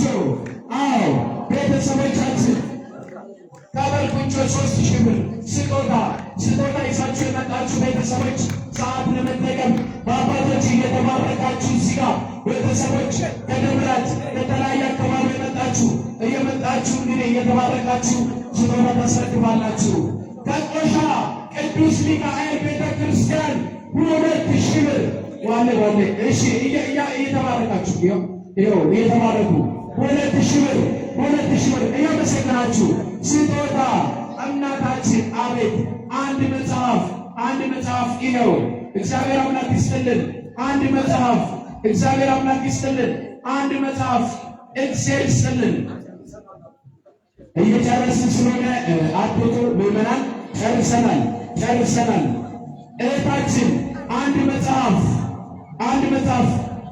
1,000 ብር ከጉፈና ቅድስት ሥላሴ 2,000 ብር በፍጥነት አቤት ሳናቸሩ መድኃኔዓለም 2,000 ብር እያመሰገናችሁ በአባል የተባርካችሁ ሁሉ እባካችሁ ባልበሩ መልካም ነው። አቤት በርኩንቾ መድኃኔዓለም 1,000 ብር በርኩንቾ እያመሰገናችሁ ወረት አበረታቱ። እግዚአብሔር አምላክ ጸጋውን ያብዛልን። አዎ ከበርኩንቾ 1,600 በፍጥነት አቤት ወንድማችን 500 አንድ መጽሐፍ ይኸው እግዚአብሔር ይስጥልን። ሁላችሁ እየተረባረባችሁ በሆነ በጣም ደስ ይላል። የደብረ ፀሐይ በረከት የአቡነ ተክለ ሃይማኖት በረከት የአባታችሁ በረከት ስጦታ ይዛችሁ የመጣችሁ ቤተሰቦች ደብራት የመድኃኔዓለም አገልጋይ አባታችን አንድ መጽሐፍ 500 ብር እናታችን 500 ብር አንድ መጽሐፍ አመስግኑ እግዚአብሔር። እያመሰገናችሁ እግዚአብሔር ይስጥልን። እናታችን 2000 ብር ለልጄ ደግልን በዚህ በላይ ገና እንጠብቃለን ብለው ቤተሰቦች፣ ወገኖች፣ ጓደኞች በጣም ደስ ይላል። እግዚአብሔር አምላክ ጸጋውን ያብዛልን። እግዚአብሔር አምላክ ጸጋውን ያብዛልን። እግዚአብሔር አምላክ ጸጋውን ያብዛልን። እንግዲህ አይዞህ ከጎንንም በማለት 100,000 10,000 5,000 እያሉ እያገዙት ማለት ነው። እግዚአብሔር እሷን መጽሐፍ በእውነት በጣም ከባድ ነገር ነው። ስለረዳው እግዚአብሔር ስሙ የተመሰገነ የተባረከ ይሁን። ስጦታ ይዛችሁ የመጣችሁ ከቤሆነ ዋልተካ መስቀል አለኩኝ መሰይ እግዚአብሔር ማህበሩ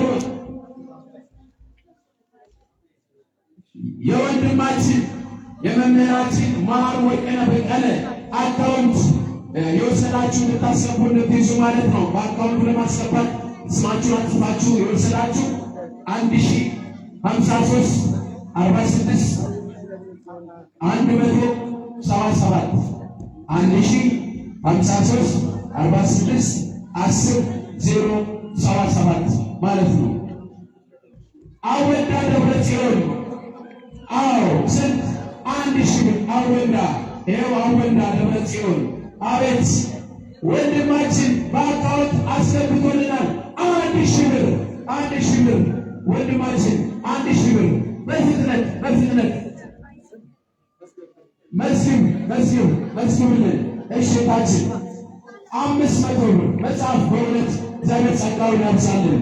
በርታ እያላችሁ ስጦታ ይዛችሁ መጣችሁ። እንግዲህ ካላችሁ ወደዚህ ወደ አውደ ምሕረት መጣችሁ በአባቶች ተባርካችሁ ስጦታ እንድታስረክቡ በሌሉ እግዚአብሔር ስም እንጠይቃለን። እሺ፣ ስለዚህ እግዚአብሔርን አመስግኑ። እስኪ አመስግኑ እግዚአብሔርን እያመሰገናችሁ ዳሚያጎ ኪዳነ ምሕረት 2,000 ብር ዳሚያጎ ኪዳነ ምሕረት በጣም ደስ ይላል። እየተረባረቡ ዲያቆን ወንድሙ 2,000 ብር ዲያቆን ወንድሙ 2,000 ብር። አቤት እንዴት ደስ ትላላችሁ በእውነት። እንደዚህማ ከሆነ ብዙዎች ይጽፋሉ ማለት ነው። የደብሩ አስተዳዳሪ አባታችን በ1,000 ብር ታወራ አባታችን በ1,000 ብር የደብሩ አስተዳዳሪ እህቶች የደብራት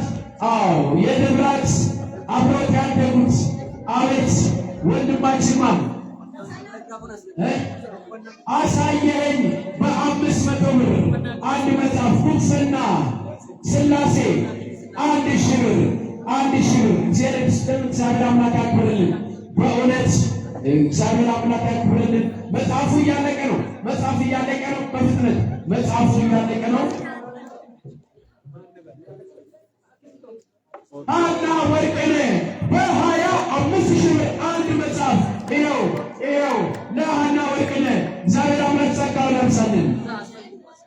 ብፅዕት ወርቅነህ 15,000 ብር አንድ መጽሐፍ መሰረት ወርቅነህ 25,000 ብር አንድ መጽሐፍ። በእውነት ሶስት መጽሐፍ። እሺ መልካም ዘርስተን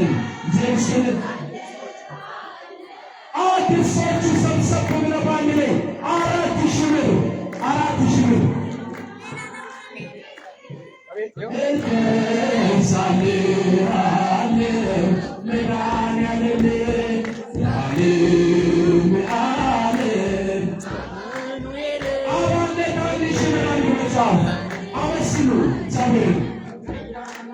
ማርቆስ 500 ብር አባታችን ተሾመ 500 ብር ከመድኃኒዓለም አቤት ዲያቆን ጌታቸው 2,000 ብር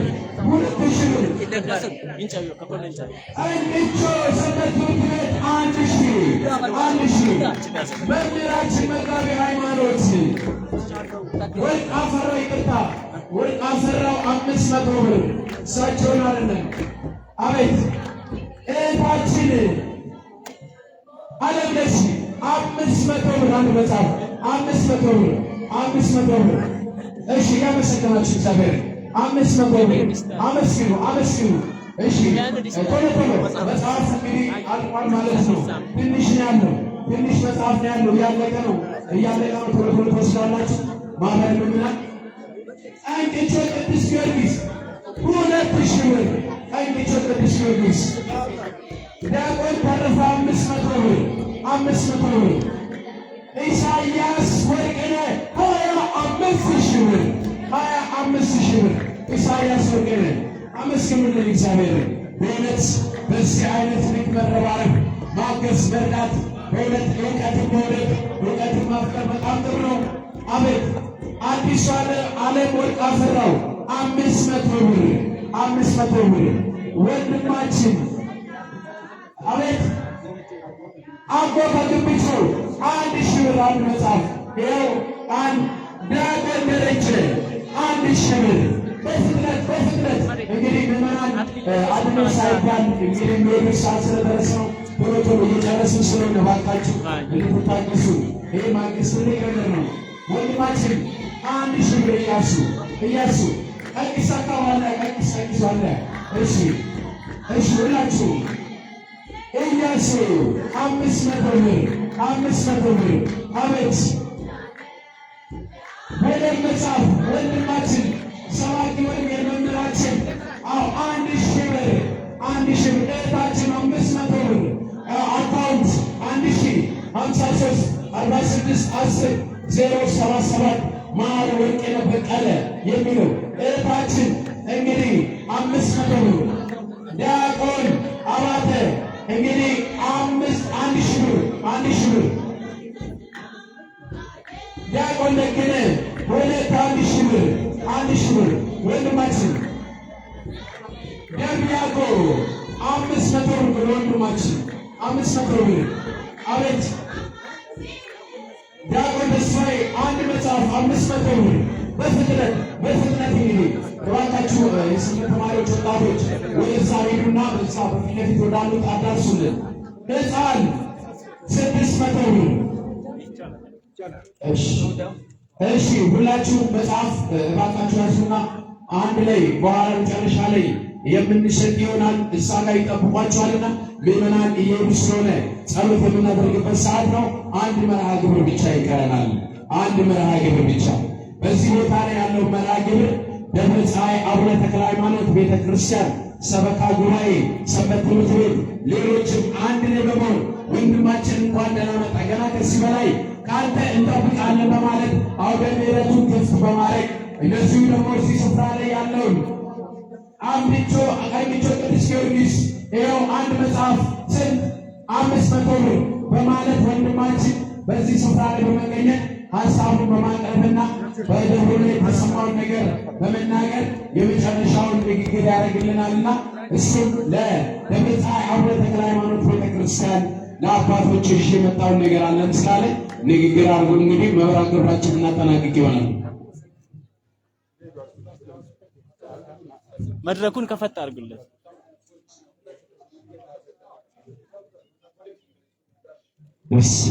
እናቱ በስመ አብ ወወልድ ወመንፈስ ቅዱስ አሐዱ አምላክ አሜን።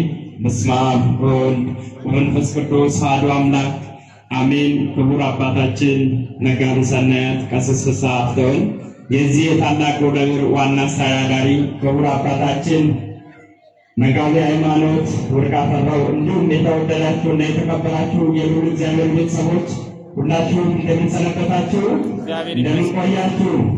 አሜን። እግዚአብሔር ይመስገን ብለን ስሙን እንድንጠራ ዘንድ ፈቀደን የአባቶቻችን አምላክ ልዑለ ባሕርይ ቅዱስ እግዚአብሔር ስሙ የተመሰገነ ይሁን። እስኪ ሳታቋርጡ በደንብ አድርጋችሁ እግዚአብሔርን አመስግኑ። ክብር አምላካችን ይሁን። ክብር ምስጋና ለእሱ ይሁን።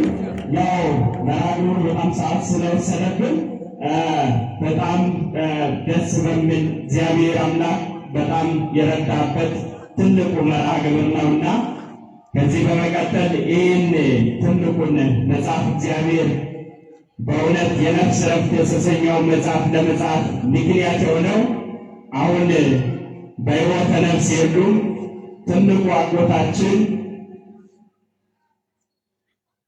ጌታውን በቀላ እሱ ትልቁን እኔ የተወለድኩበትን እሱም የተወለደበትን በቁንጮ ሰሩ መድኃኔዓለምን ሕንፃ ሥላሴን በምድር ገንብቶ ጨርሶ አስመርቆ ወደ ሰማይ ቤት ሲሄድ ለእሱ መታሰቢያ እንዲሆን ዘንድ ነውና ይሄን ትልቅ መጽሐፍ ጻፍኩ። እግዚአብሔር አምላክ ነፍሱን በአጸደ ገነት ያኑርልን። በጣም አመሰግናቸዋለሁ። በጣም ደስ ብሎኛል። ብዙ ለመናገር ጊዜም ስለሌለ ብዙም አላወራም። ይሄን መድረክ ላይ ያሳያችሁት ፍቅር ከሁሉም ይበልጣልና እግዚአብሔር አምላክ ለሀገራችን ለኢትዮጵያ ሰላምን ለእኛ ጤንነትን ይስጠን። ወስብሐት ለእግዚአብሔር። እናመሰግናለን። እንግዲህ ወንድማችን መምህራችን እንግዲህ ይዞት የመጣውን ስጦታ ለደብሩ ለአባታችን ለዋናው አስተዳዳሪ ያስረክባል ማለት ነው። አመስግኑ፣ እግዚአብሔርን አመስግኑ። እግዚአብሔር ይመስገን፣ እግዚአብሔር ይመስገን፣ እግዚአብሔር ይመስገን፣ እግዚአብሔር ይመስገን ለዚህ ያደረሰን ለዚህ ያደረሰን እግዚአብሔር ይመስገን። እንግዲህ በአባትነት ከጎኔ የሆነው ስለረዱኝ ስላገዙኝ በማኅበረ ምዕመናን ስምና በራሴ ስም አመሰግናለሁ ብሎ ለአባታችን እንግዲህ አስረክቧል ማለት ነው። እግዚአብሔር አምላክ ክብር ያድልልን። በእኔ በኩል የነበረውን ፕሮግራም ጨርሻለሁ። ክብር ያድልልን። አንደበቴ በተሳሳተ ቃል በነጠበ አምላካችሁና አምላኬ ይቅር ይበለኝ። ወስብሐት ለእግዚአብሔር። ሁላችን በጸሎት እንነሳ። ያው ትልቅ ማራቶን ነው። ለቤተክርስቲያን ክብረ በዓሏ ነው። ቤተክርስቲያን የወለደችው ያሳደገችው ልጅ ለቁም ነገር ደርሶ መንፈሳዊ ልደት በመጽሐፍ አማካኝነት የመጀመሪያ ልጅ ወልዶ ስናይ በትዕግስት መንሳቱ ይህ ጠብቀን መመረቅ ክርስቲያናዊ ግዴታችን ነውና ይህንን አክብራችሁ እስከ መጨረሻው የቆያችሁ ልጆቻችን ምዕመናን እግዚአብሔር አምላክ ይባርካችሁ። ቅድም ተብሏል። መጽሐፍ እጅግ ከባድ ዘመን ነው። እውቀት ይጠይቃል፣ ማስተዋል ይጠይቃል፣ ትዕግስት ይጠይቃል። ዛሬ ብዙ ሰዎች ተምረዋል እንላለን እንጂ ሁለት መስመር ደብዳቤ እንኳን ለመጻፍ እንዴት እንደሚቸገሩ በየቢሮ እናውቀዋለን። እናንተ እንኳን ቀበሌ የሆነ ቦታ ሄዳችሁ ሀሳባችሁን ገልጻችሁ ነው የቀበሌ የነዋሪነት መታወቂያ ይሰጠኝ ብሎ ማመልከቻ ለመጻፍ እንኳን የሚቸገር ስንቱ ነው። እንኳን 100 ገጽ 200 ገጽ ለሕይወት የሚጠቅም መጽሐፍ ይቅርና። ስለዚህ ወንድማችን ልጃችን ዲያቆን ማህሩ የነፍስ ረፍት ያውን ደግሞ የሚል ርዕስ መጥቶ ረቂቁን አይተነዋል፣ አስተያየት ሰጥተናል። እግዚአብሔር ረድቶት ደግሞ ሲወለድ በማየታችን እጅግ ደስተኛ ነንና እንኳን ደስ አለ፣ እንኳን ደስ አለ፣ እንኳን ለዚያ በቃ እንግዲህ መነሻ ነው ይሄ። በዚህ ሊበቃ አይደለም። በዚህ ትምህርት ወስዶ በዚህ ላይ የሚሰጡ አስተያየቶችን ተቀብሎ ለወደፊት ለቤተ ክርስቲያን ማስተማሪያ የሚሆኑ የሚጠቅሙ ለሱ ለሕይወቱ የሚሆኑ ነገሮችን በብዛት ለምዕመናን ተሰራጭተው መንፈሳዊ ስንቅ የሚሆኑ መጽሐፍትን ይጽፋል ብለን እንጠብቃለንና ለዚህ አምላካችን እግዚአብሔር ይርዳ። ሌላው የዛሬ ሳምንት ማታ ከፍተኛ የሆነ የገቢ ማሰባሰብ የቀጥታ ስርጭት አካሄደን ነበር። የእሱን አጠር ያለ ሪፖርት እናቀርባለን ብለን ነበር። ብዙ ምዕመናን ስለወጡና ሰዓቱ ስለሄደ እሱን የዛሬ ሳምንት የምናቀርብ ነው የሚሆነው። እግዚአብሔር የዛ ሰው ይበለን። በሰላም ያዋለን አምላክ በሰላም ያሳድር አምላክ በሰላም ያውለን። ሁላችንንም በመንፈሳዊ በረከት ይባርከን። በልጃችን ጥበብና ማስተዋሉን ጨምሮ ያድልልን። አባታችን ይበለን። ስመለከት መንግሥትህ ትምጣ፣ ፈቃድህ በሰማይ እንደሆነች እንዲሁም በምድር ላይ ትሁን። የዕለት እንጀራችንን ስጠን ዛሬ፣ በደላችንን ይቅር በለን እኛም የበደልነውን ይቅር እንደምንል። አቤቱ ወደ ፈተና አታግባን፣ ከክፉ ሁሉ አድነን እንጂ መንግሥት ያንተ ናትና፣ ኃይል፣ ክብር፣ ምስጋና ለዘላለሙ አሜን። እመቤታችን ቅድስት ድንግል ማርያም ሆይ በመልአኩ በቅዱስ ገብርኤል ሰላምታ ሰላም እልሻለሁ። በሐሳብሽ ድንግል ነሽ፣ በሥጋሽም ድንግል ነሽ። የአሸናፊ እግዚአብሔር እናት ሆይ ሰላምታ ላንቺ ይገባሻል። ከሴቶች ሁሉ ተለይተሽ አንቺ የተባረክሽ ነሽ፣ የማኅፀንሽ ፍሬ የተባረከ ነው። ጸጋን የተመላሽ ቅድስት ሆይ ደስ ይበልሽ፣ እግዚአብሔር አምላክ ከአንቺ ጋር ነውና ከተወደደው ልጅሽ ከጌታችን ከመድኃኒታችን ከኢየሱስ ክርስቶስ ይቅርታና ምሕረት ለምኝልን ኃጢአታችንን ያስተሰርይልን ዘንድ ለዘላለሙ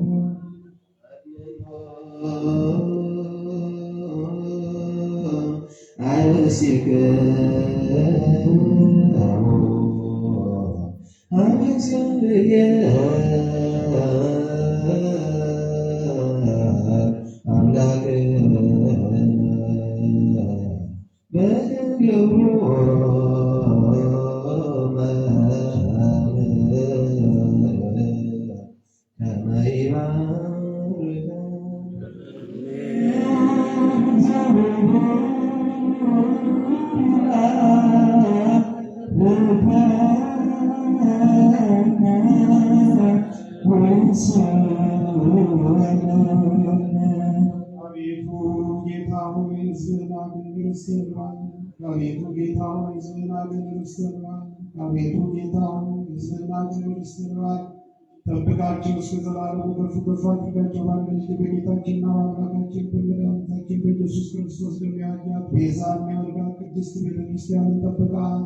በዚህ ቅድስት ቤተክርስቲያን ተሰብስባችሁ የጸለያችሁ የጌታችን የአምላካችን የመድኃኒታችን የኢየሱስ ክርስቶስን ቅዱስ ሥጋውን የበላችሁ ክቡር ደሙን የጠጣችሁ በማወቅ ወይም ባለማወቅ የሰራችሁትን ኃጢአታችሁን በደላችሁን ይቅር ይበላችሁ። አባቶች፣ ካህናት፣ ወንድሞች፣ ዲያቆናት እዚህ የተሰበሰባችሁላችሁ ከኃጢአት የተፈታችሁ ንጹሐን ሁኑ። እኔንም እናንተንም ከኃጢአት የተፈታን ንጹሐን ለርስቱ ለመንግሥቱ የበቃን የተዘጋጀን ያደርገን ዘንድ 12 ጊዜ እግዚኦ መሐረነ ክርስቶስ ባለፈው ይቅር እንዲለን የሚመጣው እንዲጠብቀን በእንተ ማርያም መሐረነ ክርስቶስ። አቤቱ ጌታዬ ኢየሱስ ክርስቶስ ሆይ የኔን የአንተ ባሪያንና በዚህ ቅዱስ ስፍራ የተሰበሰቡ ወገኖችን ሁሉ ኃጢአትና በደል ይቅር በል። የማይሠራ ኃጢአት እግዚአብሔር ይፍታ። እግዚአብሔር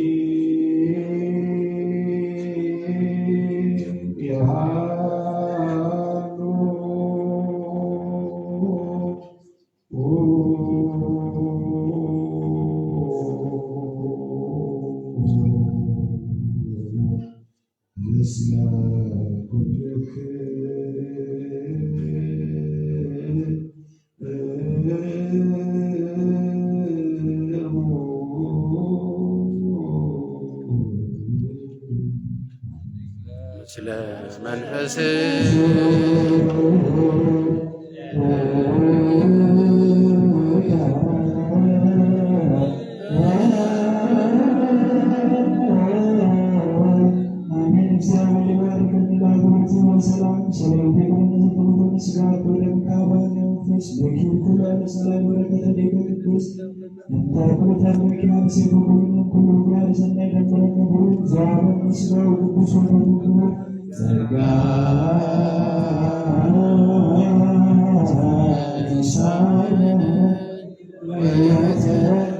ተረከብነ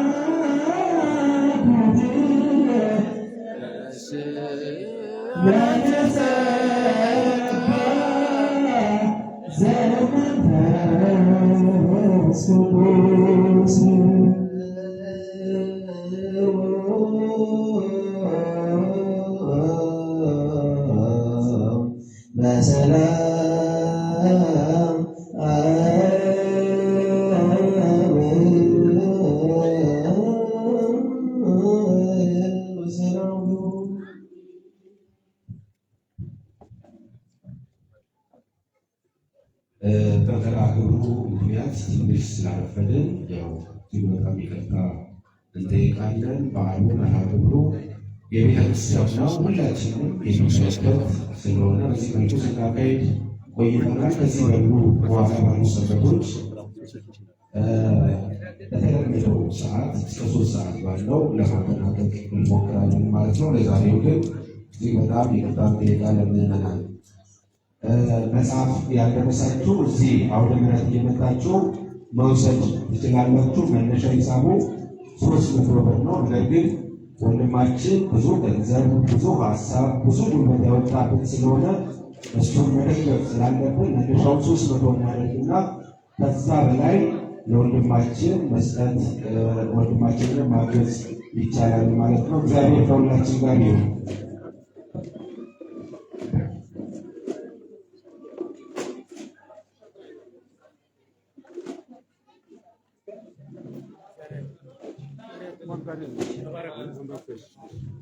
ወጣቶች ወንበር አስገቡልን። ወንዶችም በሴቶች በኩል ያላችሁ ነገ እንገለገልበት